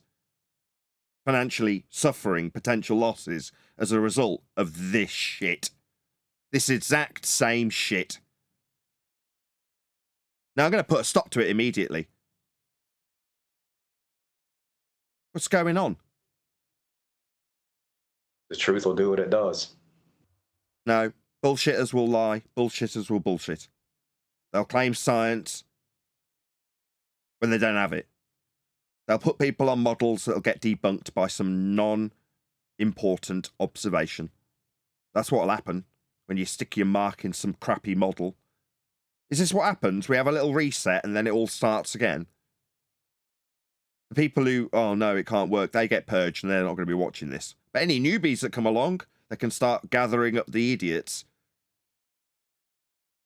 Joseph, on your first video that you came out with that's on your channel, and I suggest people go from the beginning. I know everyone's watched the newer videos when you're coming up with this model because of the TFE thing that's happened. But go back to the beginning and you'll be able to travel in time with Joseph and see how the awakening for him began. You mentioned... What awakening would that be? He hasn't told us why Earth's flat. I mean, we know he thinks it is, but he's not going to be proving anything. He's offering us some pseudoscience model. This is pseudoscience. Just for Patricia, type in the word pseudoscience and the word definition. I'll tell you what it'll say. A claim of science that has not been through the scientific method. This guy's doing exactly that. He's not going to explain anything. His journey is not towards truth. What he's offered you is pseudoscience and you didn't know it. You should. You've been here 10 years. That's Patricia and Mark. Why aren't you calling him on his garbage lies? I thought you were here for truth. Has 10 years of being lied to with science not taught you where to identify the lies of bullshitters? He told you he had science. No, he absolutely, without question, hasn't. You need to start learning what this is. Yeah? Apparently, Jaren loses his crown as the god of flat earth, the oh-so-omnipotent ruler of this domain when it comes to bullshit and ether and nonsense and maps and models. No. That stops here. we become the authority. So we're going to have to start whipping around the old school guard. Sorry, Patricia, you need to start learning what science actually is, because you're just going to lead people into the same lull that you were moaning about at the beginning of your show. I've fast-forwarded all that boring garbage, I've got to be honest. You watch me do it, because I couldn't give a toss about how depressed our flat earth brethren feel. We're the ones who point out where they go wrong and wouldn't be in this mess if they actually listened. So I'm going to start asserting it with some authority to you. Maybe I'll have to raise my voice to you when you talk over me and I point out how you don't know anything about science and couldn't identify pseudoscience if it was right in front of you on your own show. He's the reason we're in this so-called lull. By we, I mean you. We aren't in it because we weren't deceived by the models that were claimed to be science. It's happening right in front of you. You need to do better, Patricia. Yeah, I'm very disappointed.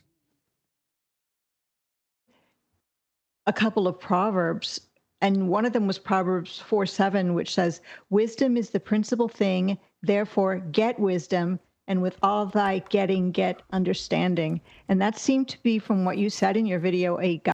Oh, really? Well, you should take that to heart, Patricia. Get with them. That's us. The ones who know better, because we've been looking into it, researching it, and arguing it for 10 years. Not just interviewing people, asking them about their awakening that they haven't explained. He hasn't explained why Earth's flat. Me, I'll tell people how it's measured flat. Furthermore, when globers come along, like that guy earlier, I mean, you could just summarise it and boil it down to me shouting at people. But what I actually do is point out how they measure Earth flat too. Isn't that interesting? That's what I do. So you'll be getting with us if you want to succeed here. Otherwise, it's just going to be this constantly me berating you for your inferior methodology and inability to identify bullshit and lies. The guy's not got science. Now, maybe I'm being a bit harsh. Maybe he's just ignorant. Well, then again, that's your failure, isn't it, Patricia? Not capable of identifying pure ignorance in your guests. So you're just spewing misinformation at this point. We don't allow that. We will, from this point forth, Patricia, be stamping out flat earth misinformation, and you're peddling it right here. I'm not going to tolerate it. Yeah? I don't want to have to do what I did with Dave and sit him down and try and explain what science is. Because what did I get from Dave when I attempted to do that? I was told about how he's got a nice boat. He also sent me a list, a nice little video, of all the numpties giving him money for his app. That's what he did. I tried telling him about how science works so he doesn't end up getting everybody in the sticky mess that they're currently in with the final experiment. Oh, what do you know? They're using the same bullshit terms that this guy's using. Science, experiment, theory. None of it is any of the above, though. It would help if you could identify that so you don't lead a load of people down the garden path of misinformation in Flat Earth. We're now the arbiters of that. We are in the authority when it comes to this information now. Yeah? Can't trust Jaren anymore. You can go to the old school information from Dubai, but in terms of the bang up to date, on the cutting edge, we know best information, that's us. So if you want to take your biblical scripture in this regard, Patricia, it's us that you need to align with, the ones who know. Not believe, not had a journey of discovery, not we're exposed to enlightenment, but know Earth is flat and can prove it. And can prove it with our opponent's information. Guiding force in what you've done. And there was another one that you said pertaining to a king. Proverbs. Yeah, too. exactly. It's the glory of God to conceal a thing, but the honor of kings is to search out a matter. And really, that's what you're doing. But really, isn't that what we're all doing? Even our guys who were, and girl, Lisbeth, in Antarctica, we're doing this exact same thing. And I hope when those three get back here to the United States, they are greeted with a hero's welcome. A couple of quick shout-outs. Shout-out to you, Flat Out Fudge. What a name. Flat Out Fudge. This is truly a matter of propaganda versus fundamental understanding. Thank you very much indeed for the super chat. Also, shout-out to Flat Out Truth, or The Flat Out Truth. Regardless of the sun in the south, Earth is measured flat. That is what needs to be addressed. Sorry, this chat's a bit longer than I expected. First, how do they explain the Earth measuring flat? Yeah, that's what gets you screaming my name into the snow. What's that? Sun goes round and round. Yeah, all right, cool. Did you stay up and watch it 24 hours? You did. Who else? All right. What about you measuring Earth flat? There's no guns here, Nathan! No guns! Yeah, that's the problem for them, innit? Earth being measured flat and all. Sounded just like him. Thank you for the super chats. Not with people calling them shills, not with people saying that they faked the whole thing. It was in a sound stage, or they were flown to another location, not where they said they were at that base camp. Why not? It's not healthy to be a little bit skeptical when there's a massive deception. I would say that it is absolutely reasonable to be skeptical. There is a case where people get hyper skeptical, where it isn't necessarily needed.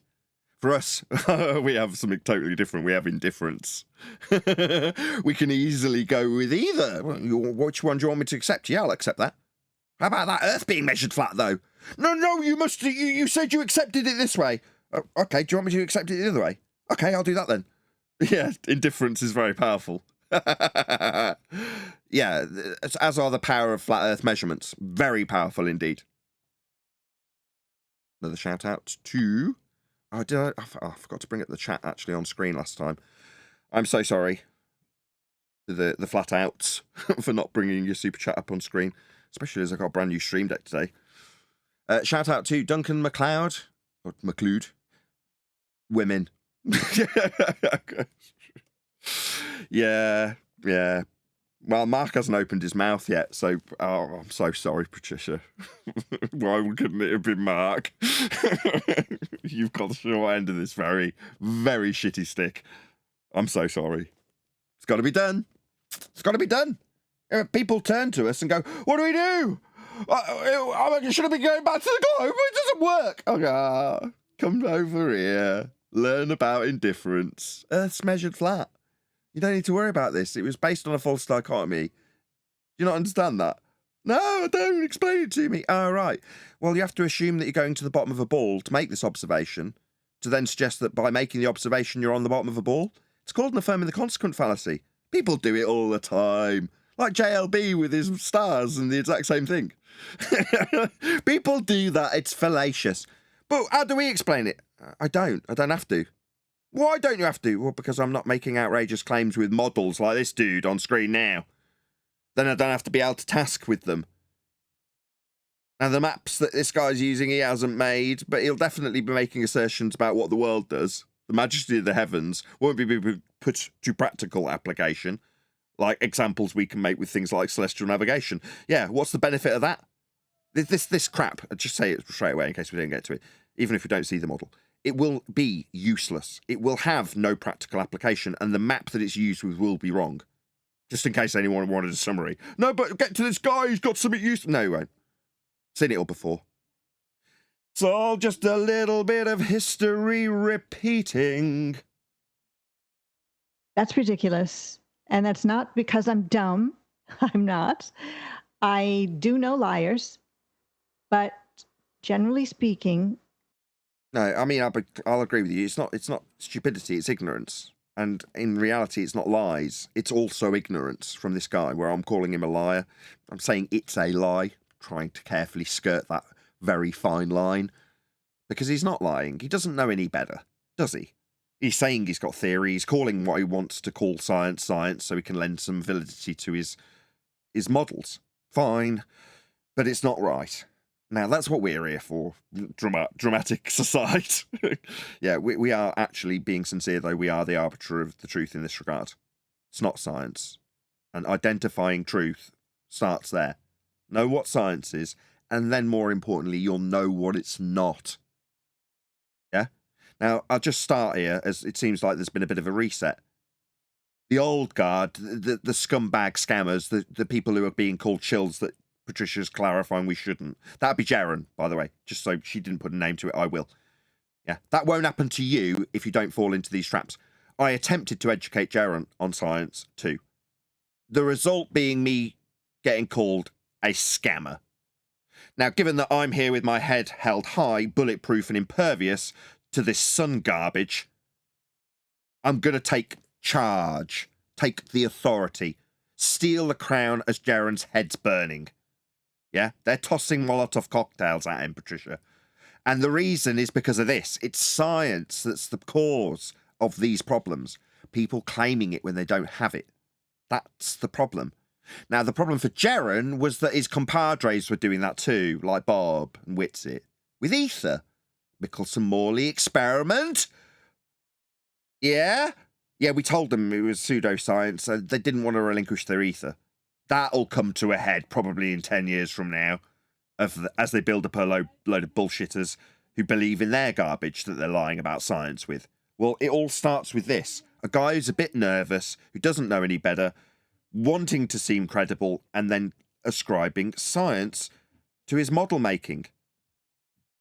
Okay. No, we've got cartographers and a massive deception with everything you shove under this dome. We in Flat Earth are often wrong about things, but there's a difference between being wrong about things as we continue trying to learn and being a liar.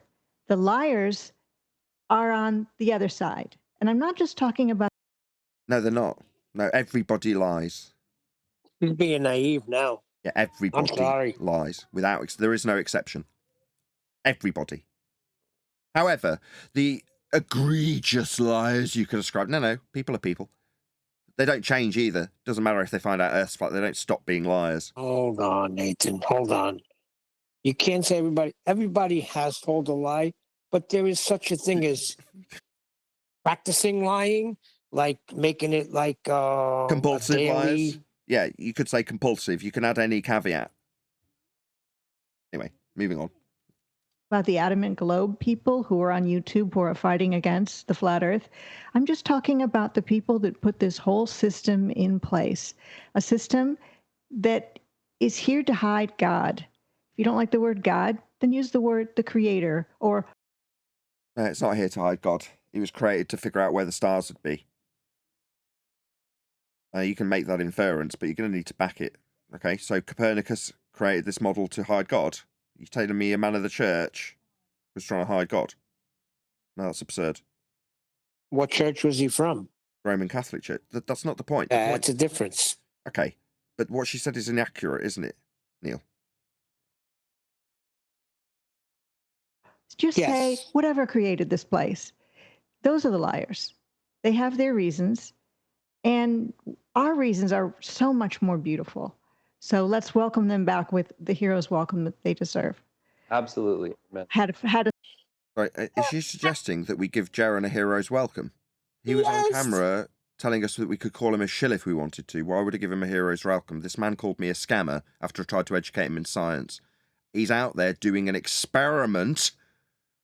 Do you think Jaren would be able to give me the hypothesis? Will Duffy didn't when I asked him. So why would I give him a hero's welcome? The guy's a scammer, a fraudster. He's in cahoots with a fraudster who's under investigation for scamming people out of financial investment. So why would any of them get a hero's welcome? They were pseudoscience scammers, Jaren included. I know, I spoke to him about it personally. Science, that is. He's out there doing an experiment, Patricia. He's a scammer, he's not a hero. Make no mistake what Jaren is.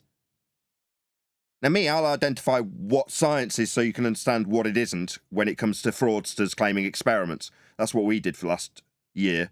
I wouldn't involve myself with these fraudsters, proven fraudsters. You know, there's helplines and hotlines and numbers for lawyers if you've been scammed by Will Duffy. Now Jaren, he didn't want to know about science, and he's out there doing an experiment and claiming some sort of loss. And no, we just need a hypothesis. That's what we need for this experiment. When it was first explained to me, that was the first thing I did. Contact the organizer. You called it an experiment. What was his reply? You can call it an expedition, if you like. In other words, what we thwarted his entire premise, hijacking the validity of science, like you guessed. That's what we did. Did we get a hero's welcome, Patricia? Now, maybe I'll just be criticised for how high or low the tone of my voice is. Yeah? Is that what's important here? I don't think so. I think what's important is that we've been scammed with science, and that scam is perpetuated by Jaren. Yeah, he's on the ether train and Michelson-Morley experiments, isn't he? He's an Ethereum, he's a true earther. No, these people who have been told what science is, like Jaren, they're liars.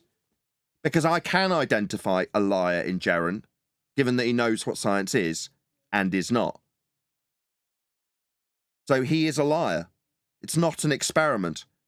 He's not on camera pointing that out. He's capitulating. He's participating.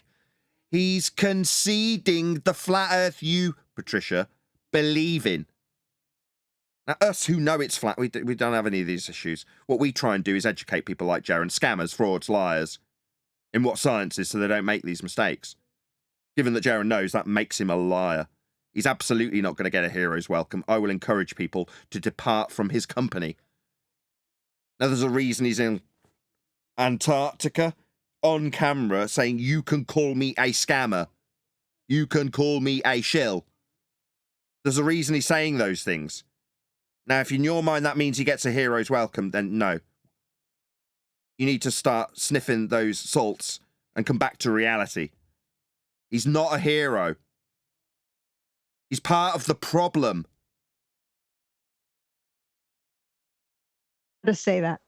No, that's yeah, I agree 100%. I mean, these guys, even not watching TV in 5 years or media in 5 years, you can't help but know who Jaren and Austin are in the truth movement. And so what? They could be very detrimental if they were conceding flat earth. Yeah, people do. So they're going to take them all down with them. Have you not realised what's going on? I mean, it's really easy to be say, I'm on the outside of this garbage. It's not affecting me. It's benefiting me. I've got more viewers since this happened than I've had since COVID. Unbelievable. So, oh no, it might affect, no. Cut ties with these scammers. Yeah? Now, everybody that was potentially going to have a detrimental influence that might have been subscribed to me disappeared when Jaren and Bob and everyone else called me a scammer for trying to educate them in science, just so we're clear. the things they've done for truth. Name 5. It's ridiculous to treat people like that, period. I don't care if you don't agree with somebody. Treating somebody as though they're dung on the ground beneath you is just a terrible way to live life. And it's generally a sign that there's something wrong inside of the person treating other people like that. So I think, yeah, we should be glad that Jaren and Austin sacrificed. I mean, can you imagine spending a week with a couple of those guys in that? And what are you talking about? A couple of spending a week with them? I opened my doors to these assholes. I've spent hours. I've spent years with them. You think he needs to be held up as a freaking hero for spending a couple of days with McToon? No, absolutely not.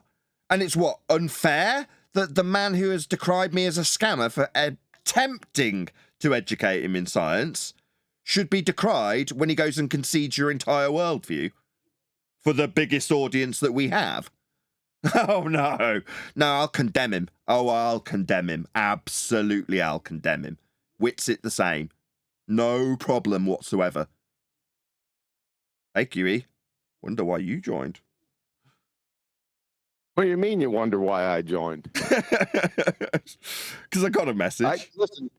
Listen, they just showed me this video last night. I only watched just a little bit of it, but a little bit I did watch was enough to say, okay, enough is enough. Hey, we'll do a GoFundMe. QE needs a new monitor. He's clearly thrown a shoe at his. Hey, yeah, I like the line before. I don't know how long ago it was. That anyone knows that the Jaren and Witsit is part of the truth movement. The truth movement? Witsit's Mr. Ping Pong Golf Ball's a demonstrated liar. What the hell are you talking about? They deserve, huh? They deserve a hero's welcome. That's what you just said. Jesus. You know I like Patricia and Mark. Why did I get a message that you explicitly wanted me to do this? You told Divergent Droid, ask, don't tell Nathan to cover this video, correct? Yes. You like me squirming, do you? No, I'm not all that interested in Patricia and Mark. I'm more focused on Joseph Haney. That's what I was more. I didn't hear too much from Patricia or Mark. Like I said, I didn't listen to much. The modern Christian. I am. I'm all ears when it comes to Patricia and Mark now. No, we've got to up our game, haven't we? Yes. They're figureheads, aren't they? Yes. Right, get in line then. They need to up their game considerably, and I'm going to be the one to tell them. Now, I've done it before, slightly nervously, without the confidence that I have today. I've done it with Dave, I've done it with Jaron, I've done it with these people that are now being cut and loose and cast to the wayside, asked for refunds. Those people, I've done it with them. Now, they've failed us all miserably. But you're still here. It's good to see. Perhaps you didn't have such an invested interest in all the garbage they were peddling. Who cares? But you're still here. Good for you. Yeah, I'm still standing also, completely impervious to this crap.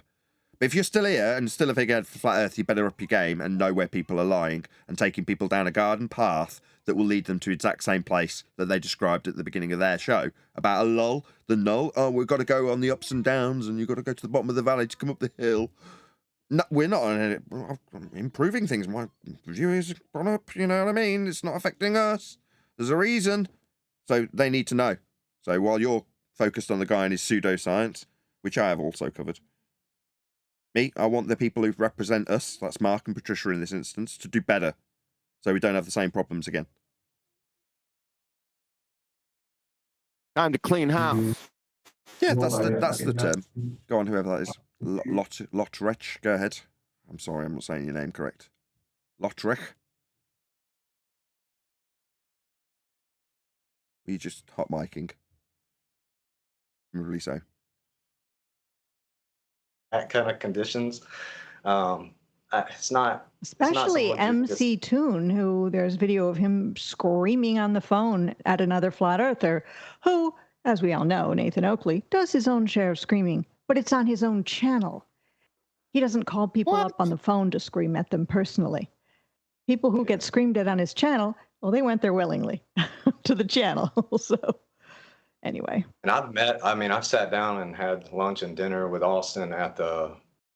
That's your summary for me, is it, Patricia? Wow, thanks a million. Okie Truth and Freedom Conference. He's a good guy. He's open to growth and learning, and I guess people see him, and because he's so polished, they think he's a know-it-all. He's a liar. He's polished. He's the double-speaking lion Surat king. That's how polished he is. Is he talking about Jaron or Whitsitt? Whitsitt. Oh, he's lied to my... I mean, we could just boil it down to me yelling, but I caught Whitsitt lying. He lied to my face. I pointed it out to him. He lied in response to me pointing out his lies. So while you're taking this guy's word for it, no, what we do is expose pretender clown liars like Whitsitt. Yeah? That's what we do. I mean, coincidence, maybe. He's currently conceding your entire world to you, by the way, Patricia. I know you want to hold him up as a hero, but he's a liar proven by me. And also conceding your entire world for you. Maybe the two things aren't connected. I don't know. Who knows? You seem to have a thing about whether or not people were liars. So Whitsitt is, fact, a demonstrated liar. He was sharply dressed, though. He was very polished as he explained his lie back and forth, contradicting himself. He also called me a grifter when I was exposing his lies about his rhetoric with ether, claimed to be science, also a lie. Whitsitt also knows what science is and perpetuates his lies about ether science, in spite of the fact he knows better. That's an actual lie. Not like this guy, he probably doesn't know any better, that QE wants to rip a new one. Whitsitt actually, without question, we know he knows what science is. So when he declares stuff is science and it isn't, that's a lie. He's not. Like, he's just a humble guy who's willing to learn and grow. Really? A humble guy that can concede his mistakes? No, he's a guy that when caught in a lie will call the person who's caught him in a lie a grifter. That's me. That's and then lie again. That's not humble. That's being and then completely lie reasonable. again to cover up the previous lie. Yeah, I'll lie again to cover up the previous lie. That's right. And call me a grifter and a scammer and say I'm only here to make money. No, I've got 2 kids to feed, and I do actually run a YouTube channel for the purposes of feeding them and myself. Yeah, that's right. But that doesn't alter Whitsitt's lies that were pointed out to him, which got me called a grifter in response. Just so we're clear what happens with these heroes that you're holding up as they concede your entire worldview. And, you know, Jaren, regardless of what he decides about the shape of the earth based on... You can call me a shill, end quote, Jaren, when conceding your entire worldview. Hooray, you're a hero! On what he saw in the sky, he's still a good dude. Yeah, I've got to ask myself the same question. Are you guys taking delusional mushrooms where reality hasn't actually slapped you in the face yet? What's going on? Why are you babbling about this like these guys are heroes? What is going on? Am I missing something? Clowns. What am I missing? Nothing. Shout out to V. Dali. I hope I'm saying your name right. McToon looking for guns like he's looking for curve. Thank you for the super chat.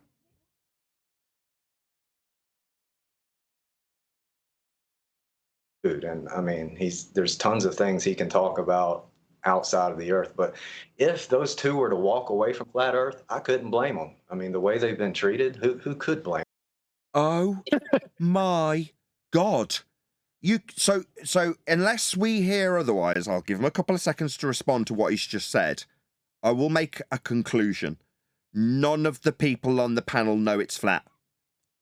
If you can walk away from flat earth, I wouldn't blame them. Tells me in no uncertain terms that this man does not know it's flat. You can't walk away from how earth is. That's not something it's not a venue, right? No matter where you go, it's always going to be the earth that you're standing on, and it's always going to be flat. That's how it's measured. Now, maybe this makes it easier, maybe it makes it harder, who cares? There's nothing I can do about that fact.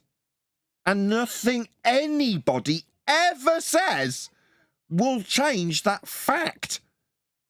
Earth is flat. There is no walking away from those facts if you know they're facts. But you don't.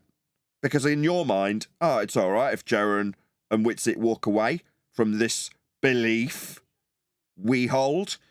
Yeah, you can walk away from beliefs. Like, you can stop being a Scientologist.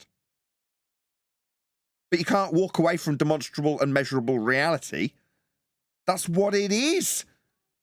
Doesn't matter if I call myself a flat earther.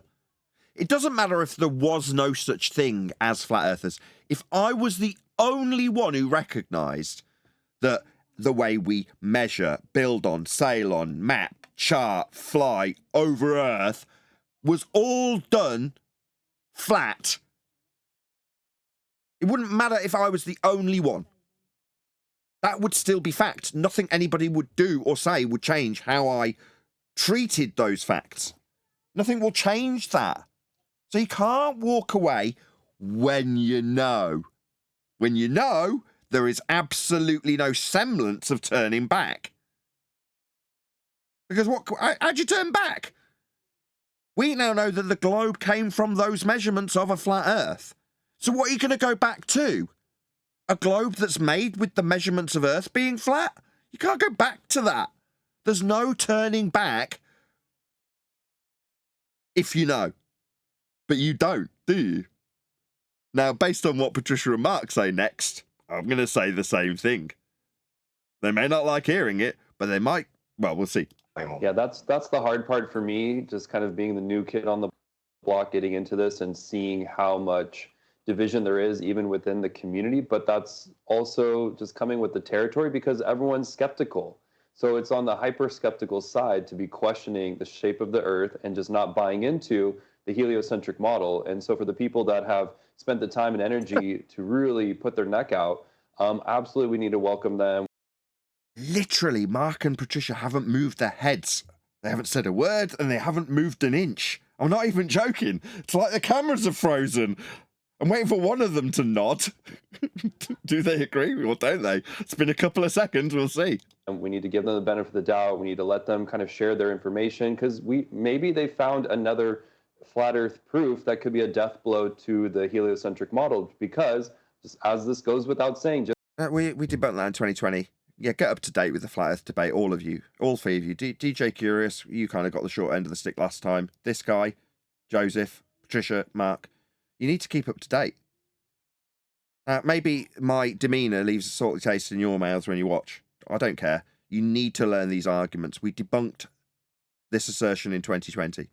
You need a globe debunking that's categoric, then Black Swan. If the Earth was a sphere, as described in this guy, by comparison for his opponent's paradigm, then every distance to horizon could be measured no more than 1.2 times the square root of the observer's height in feet.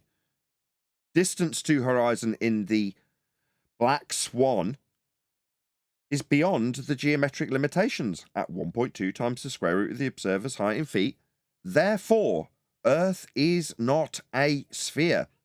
The horizon is not Earth curve. That's where they claim they prove Earth is a sphere with what they claimed were measurements. Furthermore, their claim they said were measurements are in fact derivations of flat Earth measurements. So the Earth curve calculations rely on measuring Earth as a flat plane. just because there's a 24-hour circling sun, which obviously Mark had already talked about on the show, saying could be a possibility. He wasn't going to be surprised if we saw it. So it's not a total shock for the flat Earth community. Sorry, Globe side. We're still just trying to figure out how this beautiful place works. And it's really important everybody recognizes that we've only been able to try to put ourselves into this reality for the past 10 years of understanding how things could work. And that's why, Joe, your story is so cool and so fast.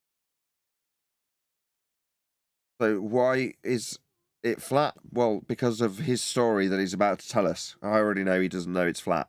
He just thinks it is. He thinks it's okay to walk away from. It's a religion. It's a belief to this guy. A belief that he thinks he can model with other people's maps. Fascinating, because you did say that you shut off outside sources, you stopped watching TV, and you were just allowing the creator. This is probably the most beautiful thing I've heard you say so far, is that you just wanted to have that connection to the creator, not learn from outside sources, not just take what man says, and really completely non sequitur to Earth being flat. Try to figure it out for yourself, and that's figure it out, like with numbers and stuff. That would be measurements. That's what we do, DJ Curious. You don't do that. He doesn't do that either. He wouldn't be using any of the existing maps or models, as they're incorrectly so called, underneath his dome that he's about to show you. None of them are correct. They're all distorted. That's why we get to enjoy what you've accomplished so far. And what's he accomplished? It had already been done. Josh Ward did it 10 years ago. Please note, everyone, it's a work in progress. It's okay that we don't know how this place works. We do. We know it works with a flat plane of reference that we measure. We know, DJ Curious. DJ Curious, you need to disappear. Go away from flat Earth. Get lost. Why are you even here? Just empty sentiment is what you're offering into this camera right now. What you offered was worthless. Okay? I don't want to hear this guy talking anymore. This guy irritates me greatly. You don't know anything. You've got nothing to offer, DJ Curious. You're not a flat earther. Stop talking. They'll come in with these just barrage of disingenuous questions where they're just operating in cognitive dissonance and trying to get a gotcha question. And most of the time, if they would just go watch my other videos, those questions have already been answered. But yeah, it's very sad to see that kind of attitude. You know, if somebody's asking genuine questions and they're just really looking for why flat Earth is even a possibility, and then, you know, I've done my part. No, just sorry. Why flat Earth is even a possibility? So you don't know then? in your mind, it's people would be asking why this could be potentially flat. No, we know it's flat. Yeah? Yeah, you DJ Curious guy, you don't know either, clearly. Hasn't got a clue. Empty nonsense that means nothing. Doesn't help any flat earther. None of this does. Right? The people tuning into this just want to know it's flat and why. And you're suggesting that you can help them with their belief. That's the best you can offer. Having a discussion with people. But the disingenuous troll comments, I'm not even going to engage with that anymore. I'm just going to keep doing this and, That's going to be me. Yeah, maybe you could view me that way when we point out your belief and point you in the direction of what we do, which is allude to the measurements of Earth and how they are flat, because then you know it's flat. Whoever wants to take something from it, they can. If they don't, then that's fine too, because at the end of the day. What's it? Take something from it. What's it? Like, I've done my part. I've done my best to figure out how it's working, and I figure out what, use the numbers and stuff. Yeah, use the measurements and stuff. Yeah, we figured it out. It was already being utilized flat. In fact, it has to be. Every practical use of Earth is flat. So all of the measurements are flat. That's what we did. We figured, that's using the numbers, it out. Like the measurements and stuff. That's what we did. Yeah, found out how Earth was actually practically being used. It is flat by practical purposes and use. The measurements are all flat. That's what we did. That's figuring it out.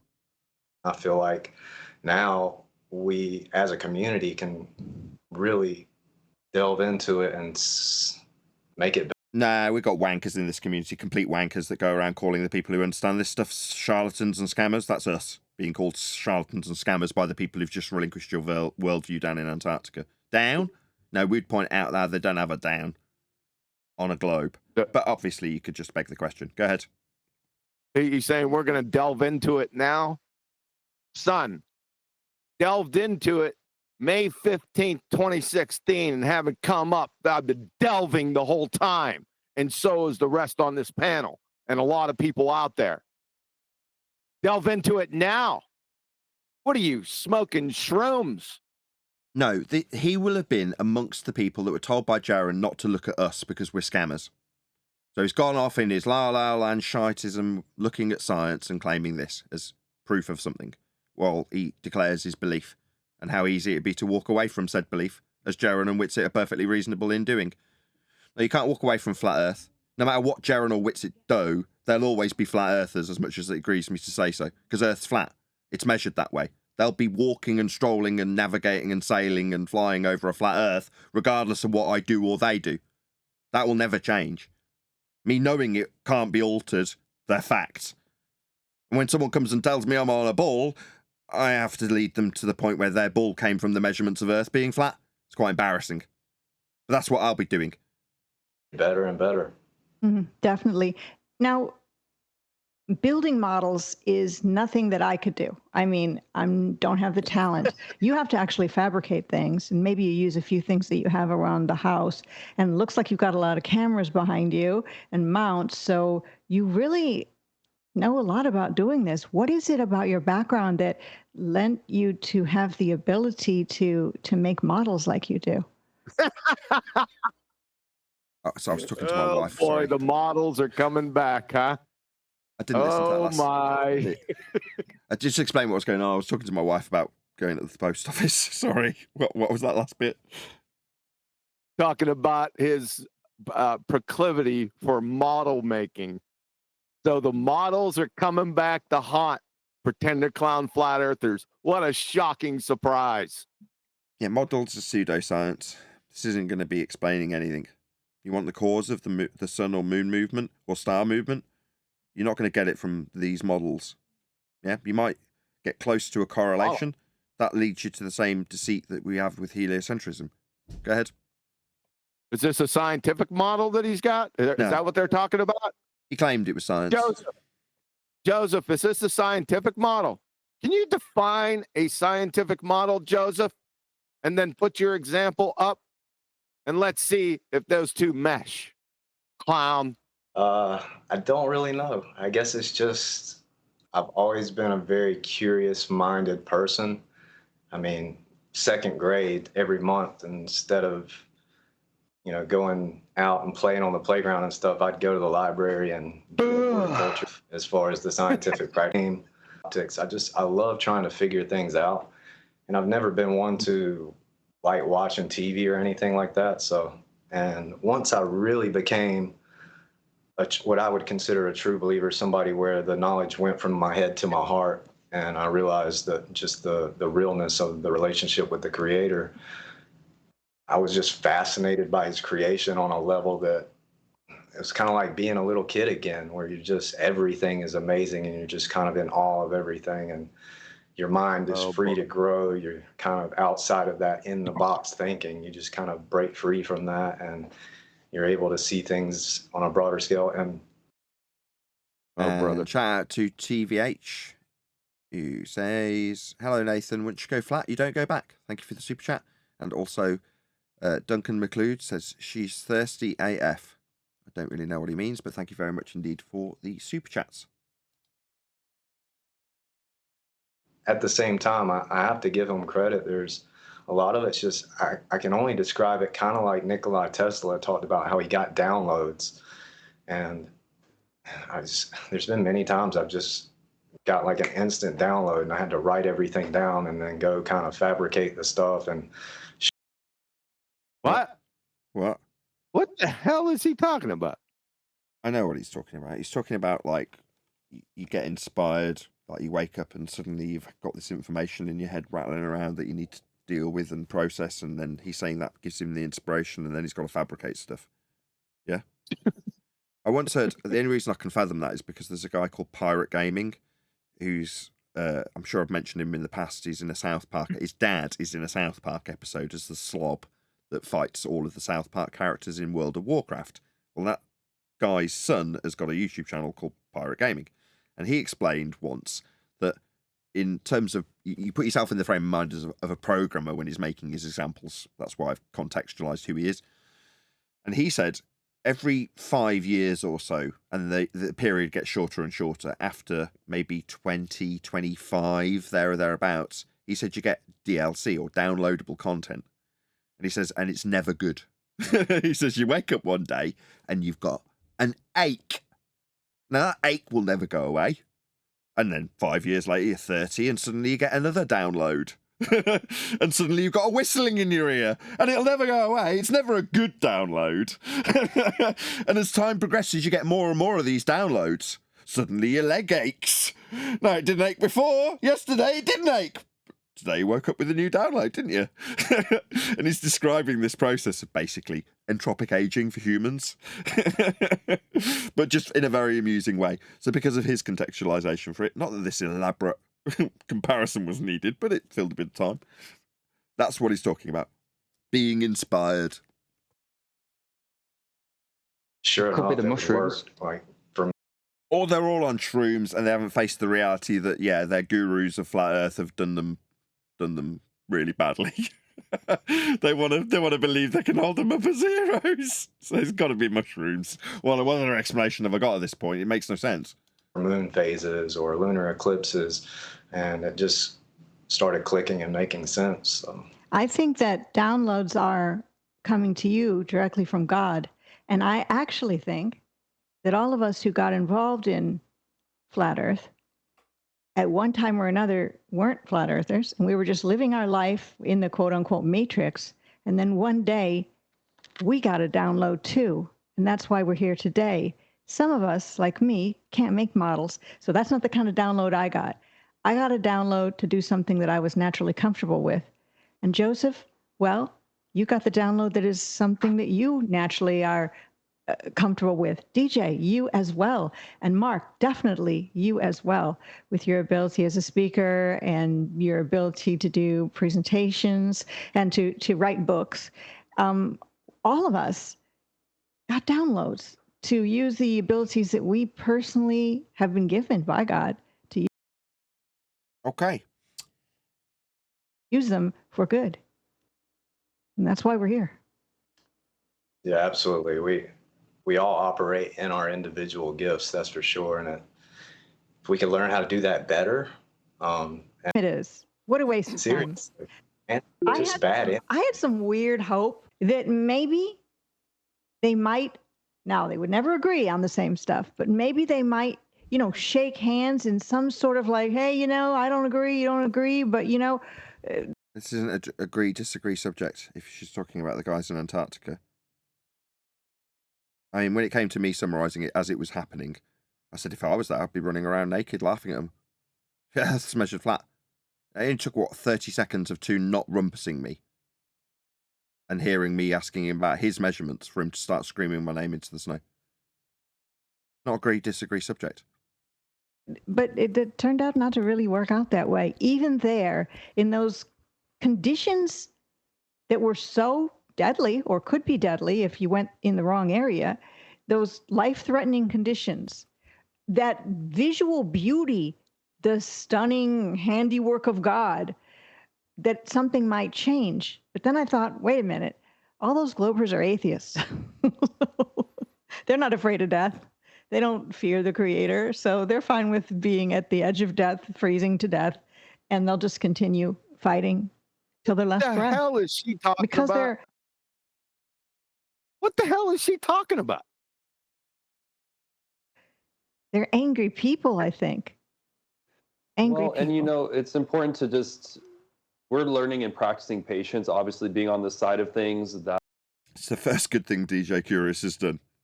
+1 for interrupting her. Yeah, what was she going on about? Okay, shout out to Applied. Go ahead. Sorry, she said that all globers are atheists. Well, what about Danny Faulkner? Just not very well informed. Oh well. She'll take her time to get back into her stride. Go ahead. Yeah, but she surely knows who Danny Faulkner is. Probably not. No. She said the people down there, I don't know how they get down there, were not Christians. McBooger Eater is a professed Christian. Didn't she know that? Right, as is the pastor, Will Duffy. Yes. But she said they're all atheists. Really? What the hell is this? Applied word with Dan Weston says via the super chat. Too many flat earthers are interested in consensus rather than science. They just want to be confronted. Is that right? Comforted. If I can actually read. Comforted by a number of people in the movement. Yeah, you're saying basically flat earthers also appeal to consensus, right? Yes, indeed. Thank you for the super chat. If I could read. Yeah, listen to this. This reminds me of being in the Truman Show, where people you're supposed to trust start twitching and saying things that don't make sense.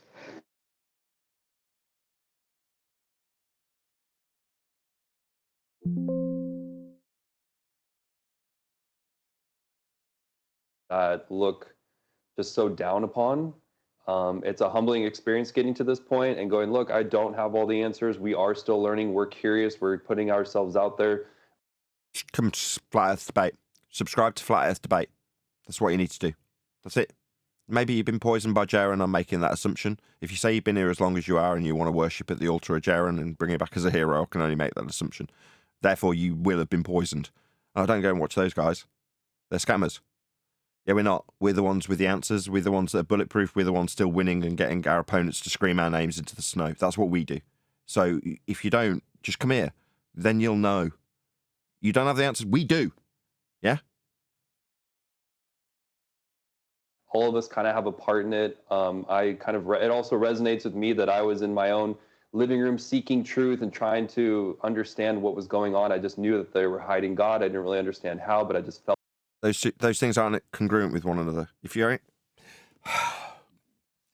don't know, how can you speak truth? How can you do that? You can't. Accidentally? Accidentally by what? Just by having a little look, trying to have a guess? No, that leads you to tell people there's guns down there in Antarctica. The penguins are armed if you do that sort of thing. Felt it, and that has led me here, and I've shared that on the show. But Mark, I haven't heard you talk about downloads really quick. How did you, when you made the clues, I'm just curious. And also, Joe, did you ever see the flat earth clues? That And by paragraph, even when I do those 60-second shorts and crap that I do every week, now I have to go back. Good point. I'm glad I got to that point. Right. So obviously, toddle along to Mark, who has dodged a bullet today. Haven't you, Mark? Mark definitely dodged a bullet. Yet. You can't lie. We haven't finished yet. Have we not? No, we haven't finished yet. I'm not rounding out. I'm not rounding out. I'm just doing a call to action. I'm just asking people to go and subscribe and let Mark know that at Nathan Oakley 1980 sent me with a nice polite comment based on the clickable link that's going by in the live stream now. So for the first time ever, even though Mark's bigger than me, I might actually be in a position to send people that he hasn't got as subscribers to him, as I've got a decent audience for a change. Unbelievable. So you might be recanting, is what I'm trying to say. I didn't say you were closing out. You said he dodged a bullet thus far. Oh, have you watched this already? I did not. I told you I only watched a little piece of it, but that little piece was enough. So, 176 people currently watching this stream. Please share the show if you've not done so already. It's just 2 clicks to put the show onto your favourite social media platform, be that Bebo or MySpace or Facebook or whatever it is you're currently using. If you click that little share button, they'll all pop up in a nice little row if you use multiples of them. But yeah, please share the show. Smash it if you've not done so already. Massive shout out to all of you who have shared the show up till now. It's nice to have well over 100 people watching and almost 200 people watching. Yesterday, QE topped out 167 people watching his stream, which is an all-time high for Quantum Eraser's YouTube channel. So mad respect to Quantum Eraser, who's been obviously doing this for a long time, but just not YouTubing for a very long time. So mad props to you for yesterday's stream yesterday. I was really proud. I took some screenshots when you hit those numbers. Did you see? I noticed them in passing. Oh, Mr. Modest. I'm not here for the numbers. I thought there was more than 167. Those numbers were never my game. Zero part of it. It was, shockingly, to expose pretender clown frauds. No matter their rank, no matter their station in life. So numbers, okay, that's fine. I don't care. Well, I care. I'm a YouTuber, so I'm delighted for both of us. I'll be delighted for you. You're fine. It reflects well on me. So great. Yep. Excellent. Yeah, anyway, thank you very much for joining us if you're amongst the few that have joined since we've started. And obviously we're covering Mark Sargent. The whole point of me doing this little interlude, if you want to call it that, is to get you to toddle along to Mark Sargent's channel. And as I say, it's probably the first time I could say, oh, there's a decent enough audience that some of you are not familiar with this process. Therefore, I'm not saying it for my health, actually do click the link. And I'm appealing to anybody. I'm not just saying this to flat earthers. As you can see, we're more than willing to rip flatties a new one when they're not in line with actual reality and measurements of Earth. In this case, Patricia's got the short end of the stick thus far. And yeah, please let Mark know, that's Mark Sargent, if you're unfamiliar, on his video, Strange World 490, special guest Joseph Hanvey, Patricia Steer, DJ Curious, and Mark Sargent tick sign. So that's the name of the video. Go and check it out and let Mark know with a polite comment. Don't swear if you are on the opposing side of this discussion. It's not a debate. Measured fact. You don't like these long calls to action, do you? I've got to drag it out a little bit because the people who click on that link, I want them to come back.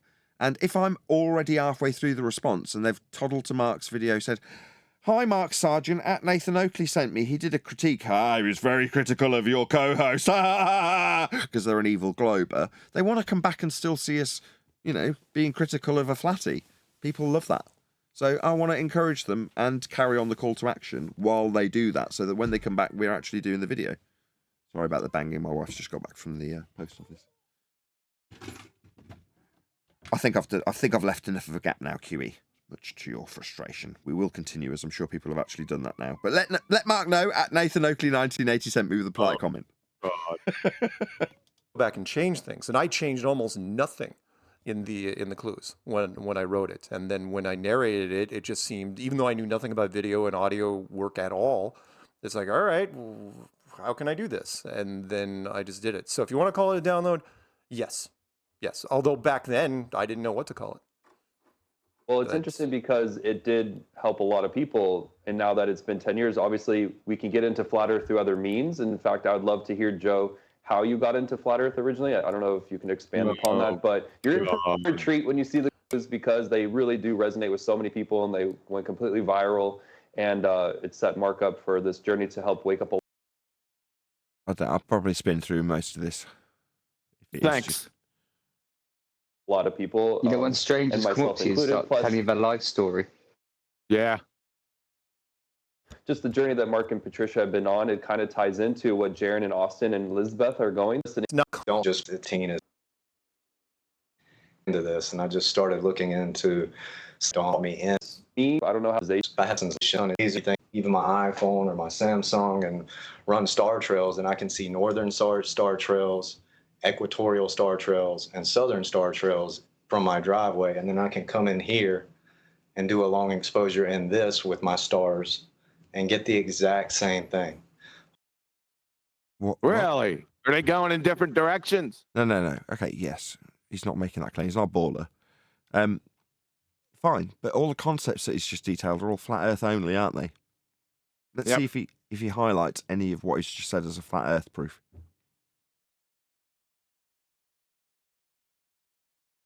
So, you know, for years and years, we've always heard, well, explain how star trails work on a flat Earth. Well, we can. No, he's not. Now, and just saying we can't because you can't wrap your mind around it. Not y'all, just saying in general. No, we spent the last 3 years, 2.5 years, explaining how celestial navigation works, how the stars are fundamental to the mapping and charting of the world, the expansion of the territories, and not dying when you're at sea. So we have the stars, we know what they're doing. Now, you can infer that after you've taken those measurements, you can invent novel ways of predicting where the unpredictable patterns of seemingly detached lights do what they do in a unified model and call it a ball Earth that we're standing on.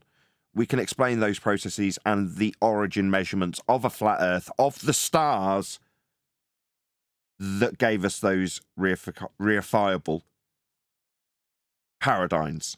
I have to pause because I want to say models and QEs here and there talking about them. So I've got to watch my tongue. It's pissing me off every second. We have somebody in our midst that still has a problem with it. I can't believe it after all these years, but okay. I've got a linguistic problem with it. You know I've still got a problem. It's like crack. Summarising what they call globe, Earth, as a model. There isn't one. Let's linger on that for a second. Why would I seem so hesitant in my delivery of that sentence? Well, because I wanted to say model. I just had to squeeze it out. Neil's in the chat going lol. Because I'm slow in my timbre because I'm having to think, what word was it I had to replace here? Oh yeah, paradigm. We're all model afflicted, aren't we? I am in linguistic terms. It's the same thing with, atmosphere. It's hard to stop saying those things, so I understand. It's sort of, it's a tongue-in-cheek thing, but stop doing it. He's talking to me and everybody by extension, but it is good in a way because number one, we're all human. So as much as I can, I've hammed up my shoutiness today because I knew in advance someone told me that Patricia was going to have that critique. So in a way, I'm sure she knows me just about well enough to know when I'm hamming it up for the intentions of dramatic delivery, which is the case here. But when it comes to our own critiques of ourselves, man, we are hyper vigilant with our own. In fact, when I say our own, what is that? Well, it's just everybody. It doesn't matter who is doing it or who's responding to it. We're going to be hyper vigilant, all of us, internally, externally, opponent or friend. It doesn't matter, does it? Right? We all have the same standards here on Flat Earth Debate. They're very high. We're very fussy, and even me as the show host occasionally come under that high degree of scrutiny. I'll get shouted at, metaphorically speaking. For the globe side, just because the globe side can't wrap their mind around it because they've not put any effort or any time into trying to actually break down the model. Right. They've always just looked for. They haven't got one. They haven't got a model. I mean, turn this into a learning process. Ask them. Next time your opponent says they've got a model that explains this stuff, ask them to show it you. All right, you got a model? Wow, cool. Show it me. Yeah, and stay there. And don't let their incoherent chaff away from it move you away. You stay right there and say, can I see your model? And no matter what they say, the next thing out of your mouth, when they don't show it because they can't, because it doesn't exist, you say, can you show me that model again? And then, can you show me that model again? And then you stay there until they show it. I'm sorry, I did that with Matthew Learns, and I was treated very harshly, Keely. Cares. I watched Flat Sword do it. I couldn't stay and watch your entire show yesterday. I had other things on, unfortunately. So you probably saw me. I dropped in for a few minutes, and I'm like, to make it seem like I've been here forever, I'll drop a super chat in. Because then, Nathan was in chat. Yeah, he super chat. No, I wasn't there at all. But anyway, at one point I did drop in for a couple of minutes, and Flat Sword, again, props to him. I only tuned in for a couple of minutes, so to see him doing well when I tune in sporadically is excellent, because you're like, he must have been doing well the whole time. But I tuned in, and he had Will Duffy over a barrel with this subject.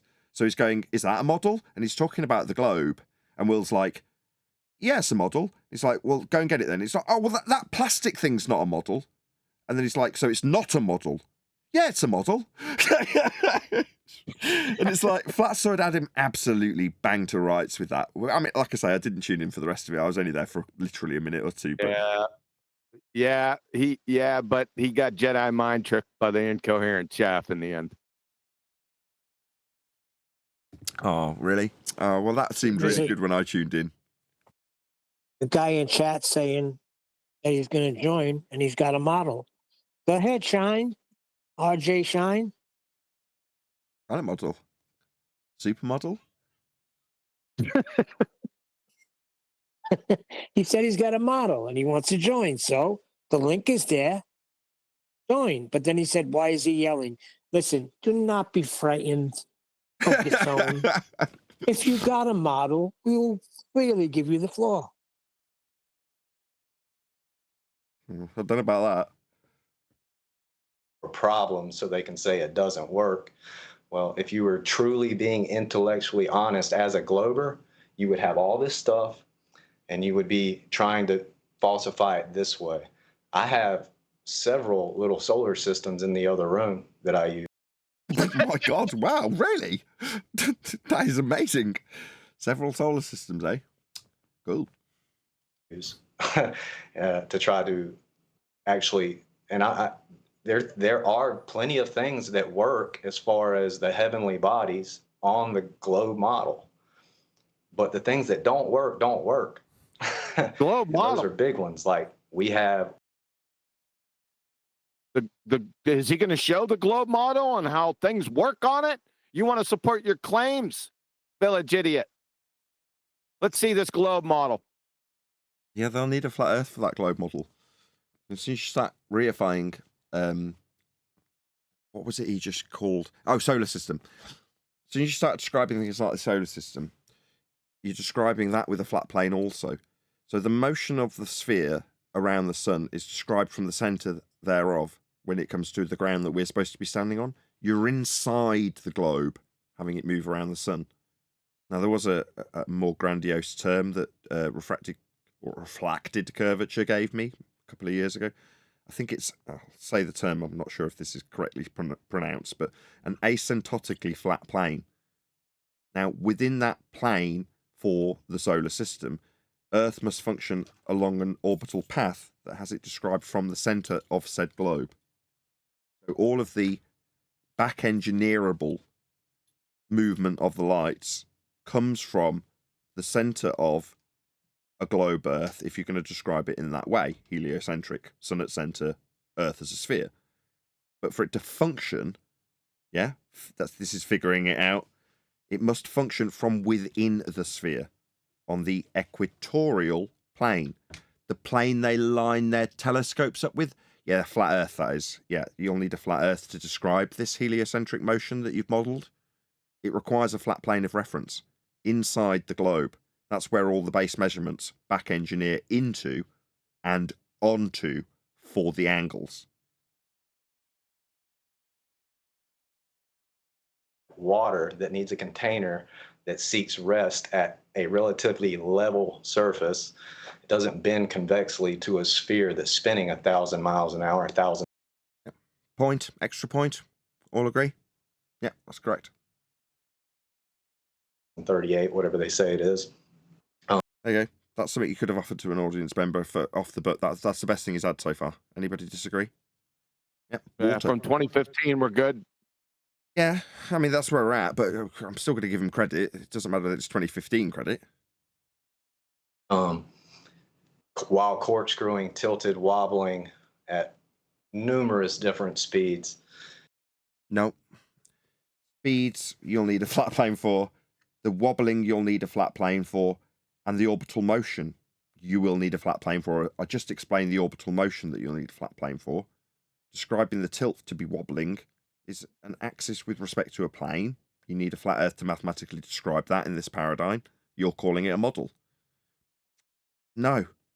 All of it requires flat Earth to be measured or described within the assertions. That's an axial tilt. For your wibbly-wobbly motion through orbits that also require an asymptotically flat plane to describe them mathematically. We're not in hell, right? All of this is thwarted the moment you show how this functions. We're not in hell. Through the vastness of a near perfect vacuum while having a pressurized atmosphere, it's just nonsense. Like, and we. Hey, QE. Something's made its way down the line. Yep, he's still on the atmosphere, though. But he's a work in progress. We'll get him out of 2015 at some point. Yeah, we want to help. With ours, we start off way better than that. 1, we have a container for gas. 2, we have a container for the water. 3, we're stationary, which we treat everything as though we're stationary. No, 2015 rhetoric. Coincidentally, still Witzit's rhetoric. All right, it all seems kind of flat. They all babbled about it after they relinquished their paradigm after being on Antarctica for only 3 hours. Nevertheless, look how flat it looks, right, Neil? I didn't actually see them say this. Yes, both Witzit and Jaron were saying how flat it looks from the plane, and then when they were standing outside. Yeah, okay. Mr. Ping Pong Golf Ball. I always get his name wrong.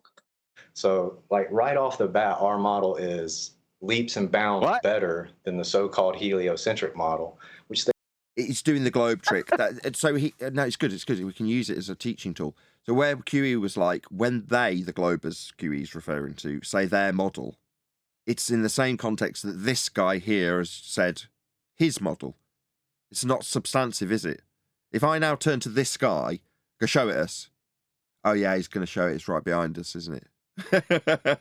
He does actually have one in this instance, QE. Oh, really? He has a scientific model behind him, really? No, he doesn't have a scientific model. Exactly. Wow. They don't have a model. They have they have animations and cartoons. Right. If you go set up a heliocentric model, I've set up, like, I took my nephew's glow-in-the-dark basketball as the.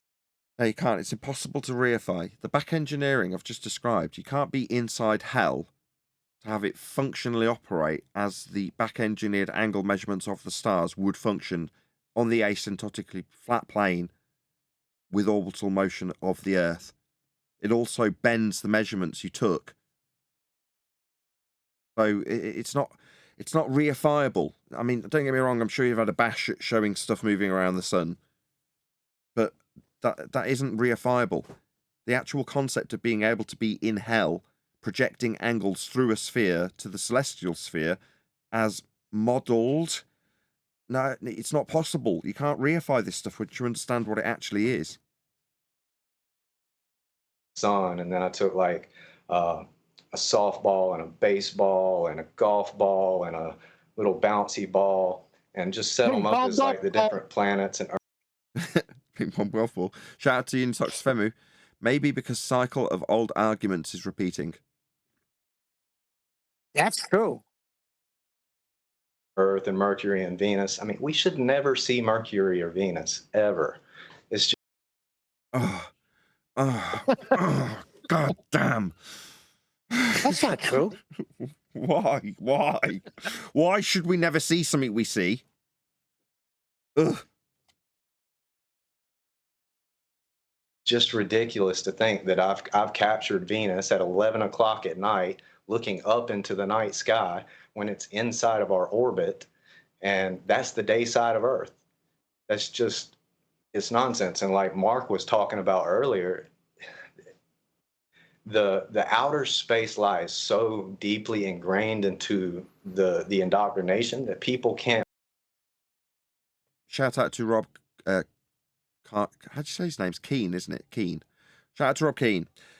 Glad the final experiment has seemed to boost views. It hasn't seemed to boost views. It's practically doubled them. The live viewing audience is almost double what it was prior to my name being screamed by McToon. There are no I've never even guns. seen before. Again? And names that I've never even seen before in the chat. Yeah, massive warm welcome to all of you. If you haven't subscribed, subscribe. The button's right there. Smash that subscribe button. Please share the show. Hit me up on PayPal if you'd like to support the show. Can't break free, and they're conflating two models. So they get this disk floating in outer space idea, and that's not what flat earthers believe. So we believe we're on foundations, we're not moving, that we're enclosed, and that's why we have gas pressure, that's why the water is contained, and then beyond all that we can get into more detail. Correction, we know we're on a flat earth. We don't believe it. But that conflation is the biggest problem, and that is born of the brainwashing and programming. Am I calling everybody stupid? No. We were all brainwashed. We were all programmed. We all believed it. It doesn't mean we're stupid. It just means we fell for it. Yeah, space is a wonderfully romantic notion that when I put it in my clues, I said, look, from a creative standpoint, it's brilliant. It's an open canvas that has no limits, which is where we came up with Star Wars and Star Trek and Stargate and Battlestar Galactica and so on and so on. You know, you can just keep going with the stories as far as your imagination will take you. But that also traps you, where what you said, where the space disc, the space disc, right? Our big, the big flat Earth asteroid thing. They can't use anything else because they can't conceive of anything else, even though what you have behind you is a perfect example of something else, but they're not willing to make that leap. You know, I've said many times, like, why does there have to be space? It could just be a domed structure sitting anywhere. Sitting on God's... It reminds me of a convid. Anybody got any critique of Mark? Not really. No, I was going to say. What's to say? Right, what I'm going to do, we will continue with this. Right, we've got a fair old chunk done. We've got 43 minutes into it, and it's like 2 and a bit hours. So obviously we're not going to cover it all today. But what I would like to do is maybe not have the video up on screen, just chit chat about what's going on generally after watching that. Maybe 10 minutes, and then I'll ask everyone to stay tuned for the after show. But while we're live, maybe 10 minutes of discussion about why? No, just go. Just do it. Needs to be done. Just carry on critiquing it for 10 more minutes is what you're saying, isn't it? No, carry on critiquing it till you'll know when. People will baloney. say, okay, this is just my opinion, but everyone knows what I mean when I say convid. Why does there have to be a virus? Right. Why can't it just be completely made up by, quote, them, which is what I believe. But they had to have it be lab-leaked. No, that's going to be my cue to round out, or either round out or have a little chit chat about it for 10 minutes. Which do you want to do? We'll see if Bar Humbug ruins this. I'll got my lights on. I don't know what you're doing. Just skip through this nonsensical part. The meat's coming. I'm sure it is. We'll have to cover it tomorrow though, or in the after show. I won't be here. Or we could discuss it for 10 minutes, like just chit chat. It's up to you. Discuss what? What's going on generally? There's people here that are in turmoil, that are traumatized by seeing the sun for 24 hours. Exactly. So why are you ending the show? The iron is strike. Time to strike now. I'm not inviting a bit of discussion for 10 minutes as we wind down. Discussing anything. They really haven't said anything yet. I haven't had a timestamp. Have you got a timestamp? Yeah, I wish I did. Like I said, aiming the Master B. They posted it. It was late last night. I just popped it on for a few minutes, and I said, that'll be about enough of that. No, I don't have a timestamp. Oh, it's such a shame. we'll have to deal with it at a later date. I can't go on forever. All good things have to come to an end eventually. And as much as I appreciate that there's 183 people watching, that's a lot of people. I mean, we've had more pre-kibosh of Flat Earth generally on YouTube, right? We were pushing 300 viewers. So it's nice to see the numbers edging their way back up. I've still got to get on. I've got to get another drink. I've got to round out at some point. But I don't mind having another 5 or so minutes of chit-chat. Or not. We'll see how it goes. Thank you.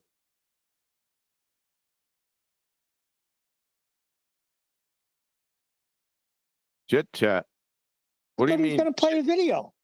Play the video. No, we've got to round out at some point. Can't keep going forever. Been live for 2.25 hours. Boo. I mean, boo. Look, right, this isn't exactly a cliffhanger. People will come back tomorrow. It's only Wednesday. I won't be here. Oh, have you got... The general will not be here. Okay. That's fine. The show will go on. I assure you, it will definitely be a show tomorrow. Outstanding. 192 people watching. Anyway, I've got to round out regardless of the numbers going up or down or staying the same, because unfortunately, if you're watching this live, this is where I bid you farewell. If you are watching this on either Nathan Oakley 1980 or Nathan Oakley Programming Stream, stay tuned as there will be an after show to follow.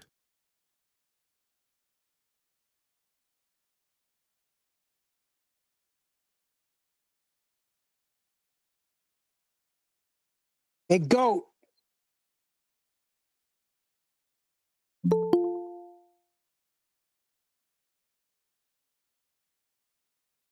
Are we doing the book today? I thought we were. No, I'm going home. I'm poorly. You're poorly? Sorry. Aww. Yeah, I don't feel. I'm a bad chemist today. I feel like shit. Boy. Girls or something. You sound horrible. Yeah. You don't sound too nice either. Shut up. You sound sick. Feel very well. Yeah. Yeah, he sounds awful. You do sound very poorly. No, I'm not dying, but I don't feel good. I'm not a good advert for a chemist. She don't want to talk to me on the camera. All right. Maybe. What about Friday?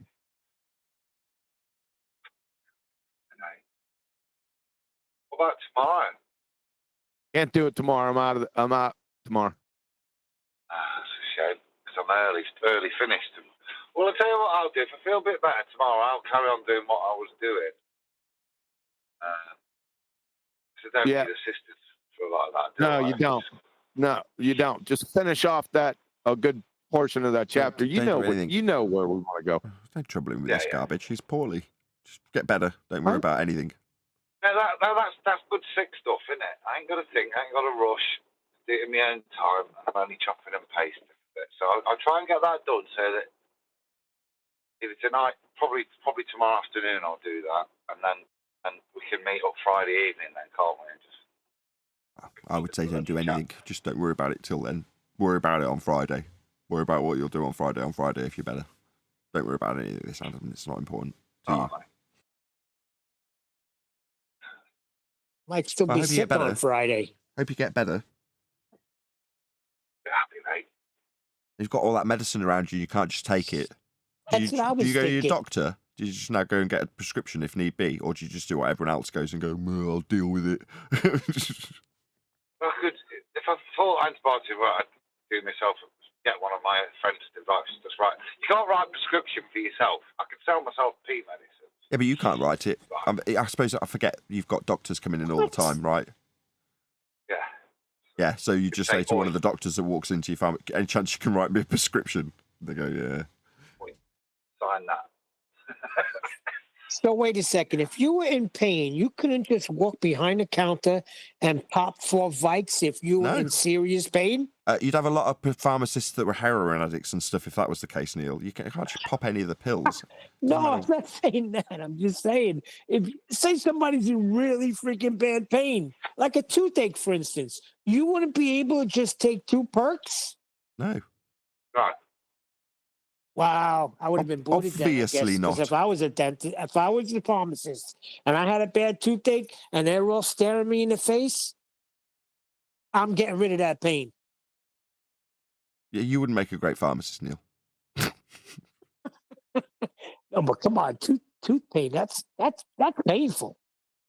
Yeah, but you just go through the process. What Adam's saying is, effectively you can, because there's doctors. I've been in Adam's pharmacy, contest to this.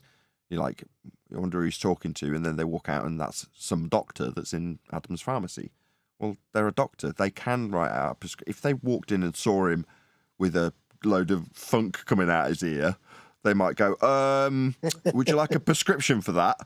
You know what I mean? And then he can effectively just take something off the shelf, can't he? I got that, but say you just take 2 and then when you get the prescription, you replace them. No.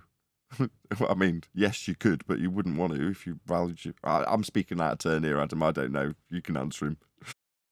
Hey, you seem to have a good grasp of professional ethics and how to remain on the register of practicing pharmacists.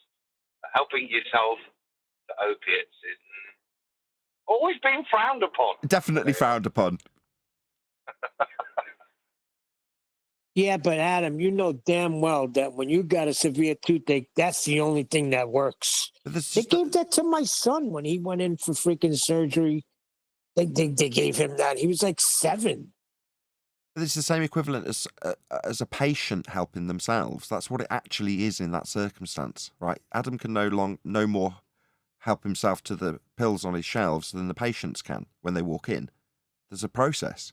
In the same way, if you're in a hospital and you happen to be, dishing out medicines, you're a nurse or a doctor, and you're actually dishing them out, like administering them, that's the word, then if you break your leg on the ward, you can't just reach over and grab the closest patient's painkillers. You get administered. That's not what I'm saying. You get administered whatever drugs are appropriate after you're admitted as a patient. Now, obviously, at that point, there's a transition from you being someone who administers the pain relief to someone who's receiving it. But there's a very distinct line that has to be crossed. You've got to be one or the other. Yeah, I got Neil, Adam is not pharmacist now. He's a patient. Yeah, but I don't give a shit if I'm in pain. And that's staring me right in the Here it face. I'm comes again. taking 2, and I'll put it back later. Right, well, thank you. This is a testament to your character. You realise as you tell us this stuff. You're saying, yes, you know, and you understand that there's a line, but now you still say, I don't care, I'd cross over it. Yeah. Nathan, you're just going through. I don't understand why you're not understanding this. You've been in pain for how long? You know damn well if you were a pharmacist, you would have popped 2 of them already, got the prescription, and then put them back. You've brought it to an example I can actually make a comparison to. What did Adam say to me? Go back to the pharmacist. No, he went, go back to the dentist. And the dentist wrote me out a prescription. That's how it works. I mean, he didn't just send me some pills. You don't just send some heroin to me. Oh, you're in pain? I can sort that immediately. Have some, what did you call them, perks? You didn't? No, absolutely not. I had to go to the doctor. Adam, you didn't take care of your friend? No. Do you have no idea how this stuff works? You go to the doctors. You get a prescription. I'm just displaying Adam's integrity. It was never in question. Yours is absolutely in question now because we've described the line to you and you're like, I'd still step over it. Yeah, because if you're a pharmacist and it's staring you right in the face and you got a toothache that's not going away, yeah, then I'll contact. Pharmacist in UK, not in let's put it differently. New York. Hold on. I mean, I'm going to replace them. I'm not going to not replace them. Just stop 1 sec. Let's just give it in a different slightly different standard that's morally the same. So take toothache and turn it into something that's poverty-based. You can't pay your mortgage that month and you're going to lose your house. And you work in a bank, Neil. It's okay to take a bit of the money, isn't it? No, that's a different story. No, Oh, is it? I wouldn't do it. I wouldn't do that because I'm not in pain. I'm saying if Adam's working, he's a pharmacist trying to focus on his job, and all of a sudden he's got a nagging toothache that's shooting to the back of his temple. Why not just freaking get a prescription and return them? That's all I'm saying. I'm not saying take them and don't return them. Forget moralistically, from a personal point of view, you want to know what's causing that, and that would require diagnosis. Therefore, the sensible thing isn't to immediately reach for the pills because you can. The sensible thing is to go and find out why you're in pain, and therefore there's a process that a doctor does to decide what the correct process is. Pills might not be the answer, Neil. Stop. If you got a toothache, you know what the freaking pain is. Come on. That's dealt with by a dentist, though, isn't it? Yeah, but get rid of the pain, then go to the dentist. Then the dentist will say what it is. They'll give you the prescription. Mark, Simple. you're hot micing, my friend. With a C. Mark. Unfortunately, it's not that. Mark, you're ruining everybody's day.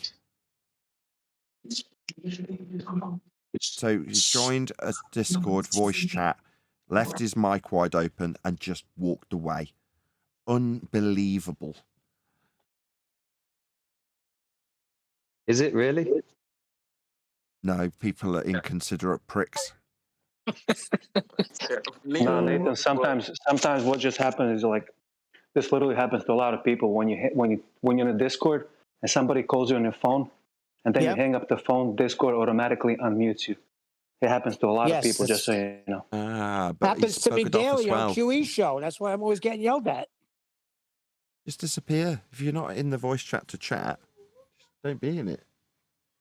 No. You can get a phone call. I'll be on a QE show. A phone call will come in. I won't even answer it. I'll just decline it. And next thing you know, you're off mute getting yelled at.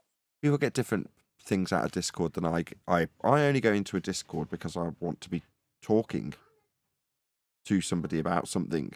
There's a purpose, right? Some people join Discord because they just want to listen. So they're joining voice chats with mics, but they don't necessarily want to say anything. They might not have anything to say. But that isn't my type of personality. I've got a lot to say. So if I'm going somewhere, I want to be saying it. But that's not everyone, so fair enough. I should really take that into account. Yeah, but you only get 1 hour of the show or 2 hours, however long you're going. If you're just watching it on YouTube, you're not getting this part. So that's why you join Discord.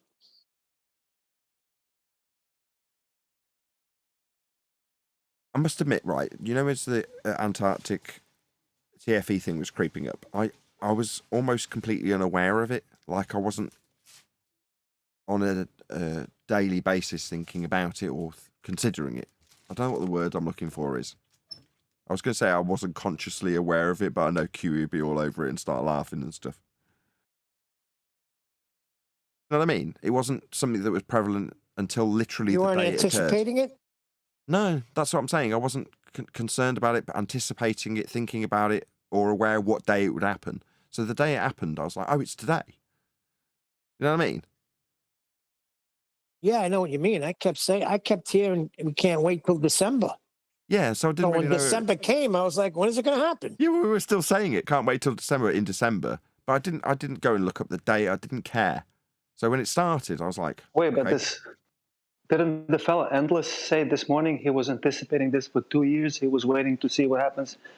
He knew it was going to be a 24-hour sun. So some people were. Yeah, I know. Yeah, I had no horses in these race either. But yeah, some people did, man. That's what I'm saying. You've hit the nail on the head. Some people very much had a horse in the race and were at the track and were waiting before the race began and were very anxious about it all. Me, I didn't even, I didn't know where the racetrack was. And I certainly wasn't there with my binoculars, let alone having a horse in the race. No, you knew where the horse race was. It was in Antarctica. I knew where the race course was. You just didn't know what OTB was to bet. I knew that there would be races occurring. I just didn't know when or didn't care who was in the race or what the outcome was because none of it affected me. So when the race started, I'm like, oh yeah, everyone's been talking about this race. It's like the football or something when there's a big game on and everyone's really, really worried about England being in the final. And someone says, you're going to watch the game? What game? You're like, the England game. Oh, right, they're playing. Who are they playing? What do you mean, who are they playing? They're in the final. Oh, I couldn't give a shit, but I will now watch it because I'm now acutely aware because you've told me. Oh, it's on when? And then you find out and then you realise it's actually occurring right then. So, I'll get involved then. Woohoo! England are playing. It's a bit like that. I couldn't give a crap about football. But then when someone tells you, well, it's actually happening right now, you're like, oh, well, I'll pay attention then. Not that I was anticipating its arrival or concerned about its outcome. Right. Hey, Adam, this is what troubles me about things. You sounded perfect yesterday, and today you wake up and you're sick. How the heck does that happen? DLC.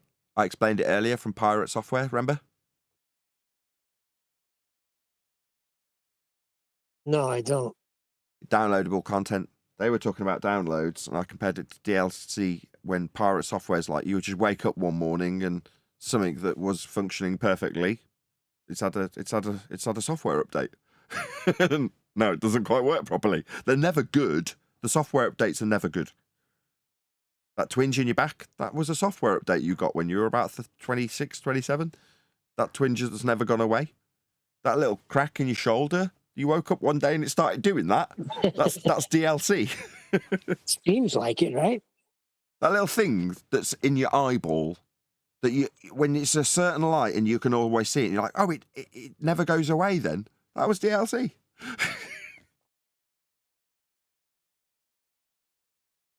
Me with my tooth. 1 minute, teeth are fine. Next minute, oh, why is it hurting? Why won't it go? It seems like it's DLC. It's not gone away. It still hurts. It's just there now. It's just something you deal with. If I was a pharmacist, I would have took care of you.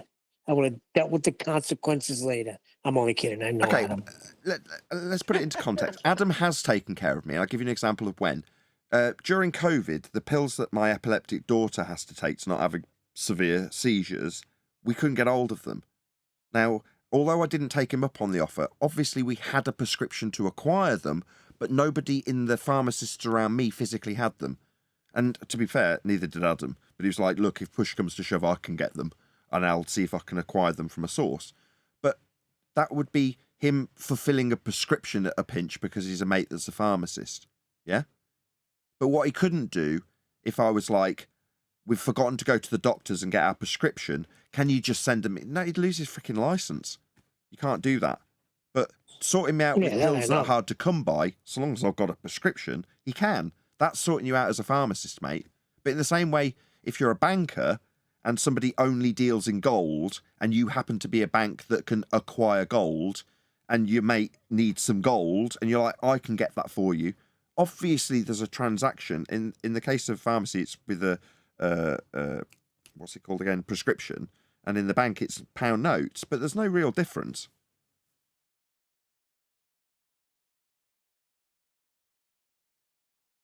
Unless you're an armed robber and you just want to take them. But that's very different, isn't it? Well, there's a difference. I guess it could mean the same thing if you're that you're really behind and they're gonna freaking repossess your car and you need money. I guess you can compare that to if somebody's in really bad pain with their tooth. Exactly. You're in the bank. You're about to be repossessed. You won't get home, and your kid is in dire need of medicine, and your car is about to get towed, and you've got absolutely no means, and all your family are dead. You've got nobody to go to. So could you just take the money out of the safe? No, but what you could do is go to your mate that's a banker and go, I'm screwed. I do need a loan.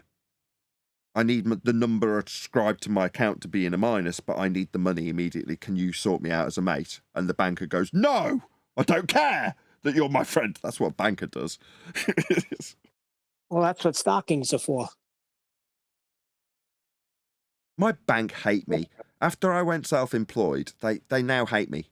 I don't know why, but they just don't like me. Why don't bankers like the self-employed? Anybody You didn't know? get my joke, did you?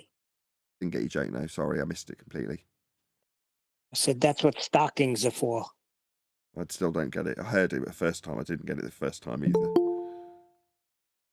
Get stockings over your head. Oh, like bank robbery stockings. Very good. Hello, Eli.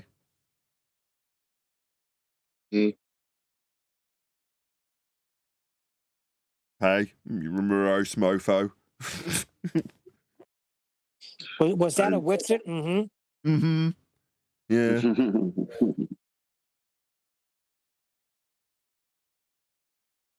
You guys saw Flat Earth Banjo's video? No. Negative. Oh, he basically, I don't know. He's basically saying that they're using a CGI or of some sort, and that there's a light source coming from the east, not the south. What's the shadows? No, it wasn't shadows. It was like, the glare on the the camera that followed the sun or whatever during the time lapse. I don't know. It was. I just believe they went down there and they recorded what they recorded. I don't even care because it's really inconsequential. I don't know. I agree with you, but there's some weird things that you can see going on there. Definitely some weird things. Yeah, like Toon screaming my name into the snow. Pretty weird. And the other thing about that guy's video we reviewed, it bothers me when somebody thinks that they could replicate what the creator has made. To me, it's like, are you kidding me? Read Job 38.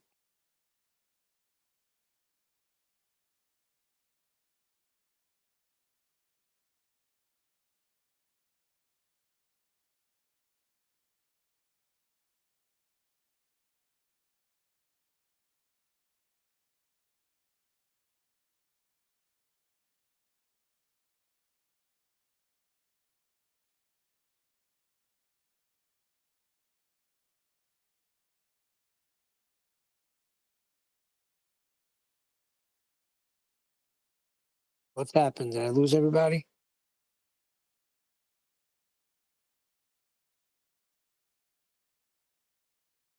Can still hear you. There's no one else talking that.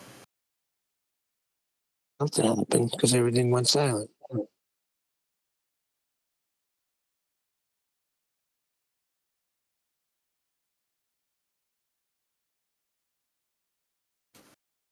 You back to work yet, Neil?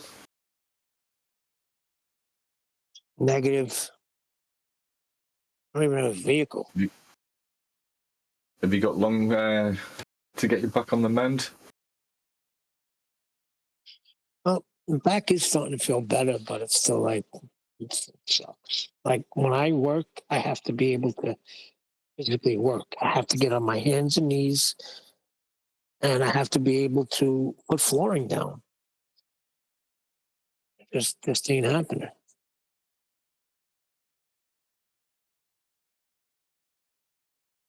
Is your vehicle going to be covered by insurance and that, dude? Oh, yeah, they covered 14,000 of it, but they say I still owe them 8,000 because I didn't have this thing called gap insurance. And I just got a bill from the Commonwealth of Virginia for $10,000, I guess, for the railing that I hit. Yeah, they're trying to charge me 10 grand for the railing that I did not even see. Okay, then.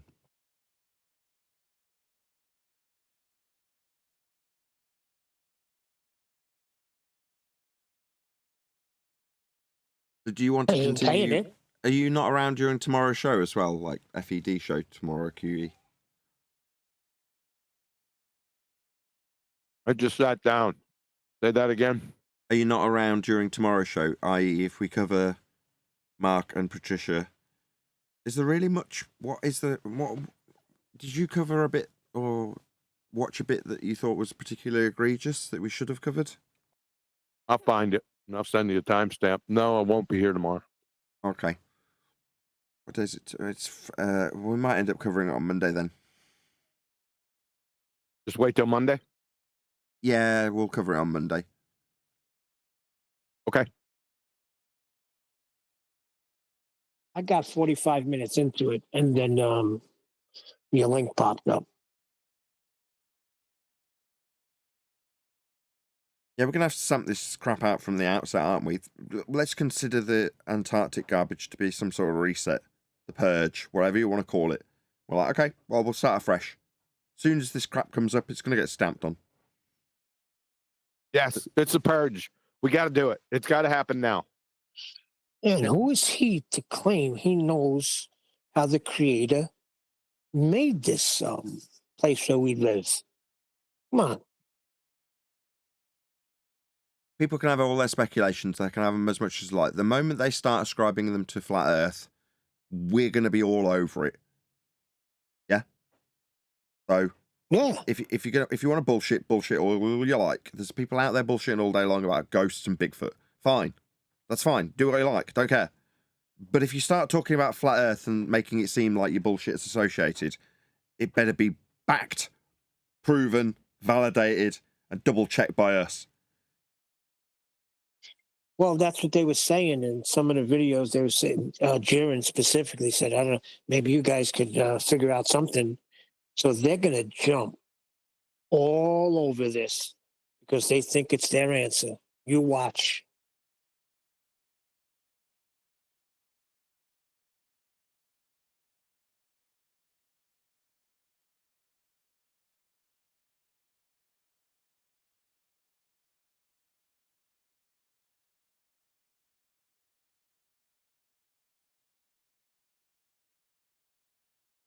Might lean into that.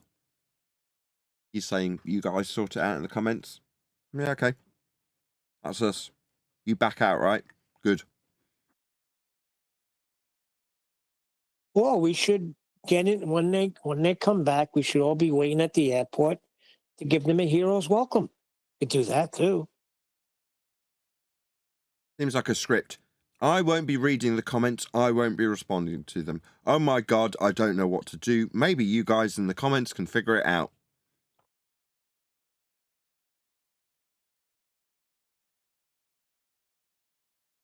Arrive at the airport with a fucking yardarm.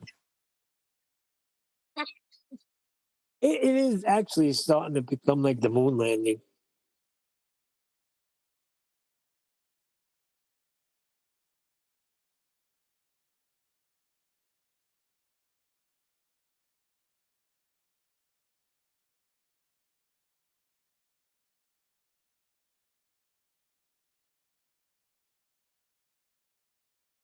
Greater Sapien's also going to get a spear in his fucking eye.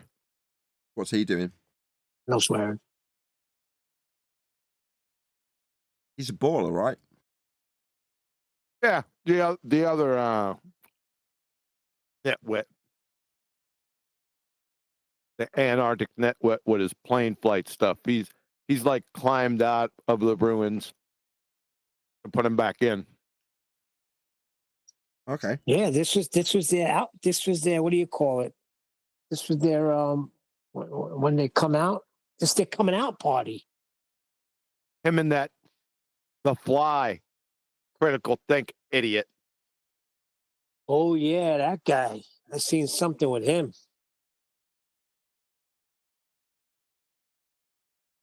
He's boys with Greater Sapien, by the way. Oh, they're together? Nice.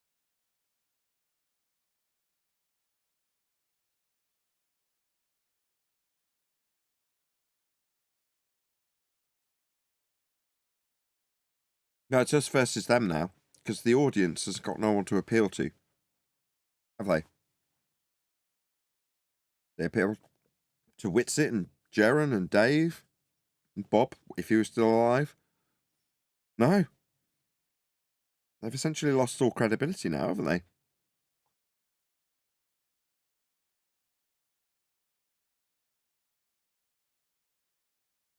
Check what Betty did. Made him into a fly. On a scale. Love it.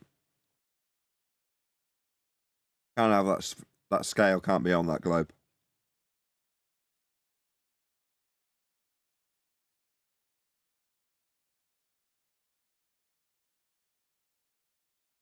Hey, how are you going to put the scale on the globe? What's going on?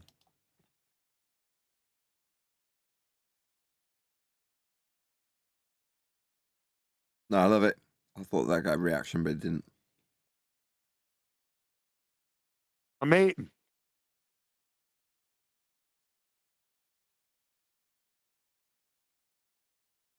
Me too. I'm chomping on Fanta sweets.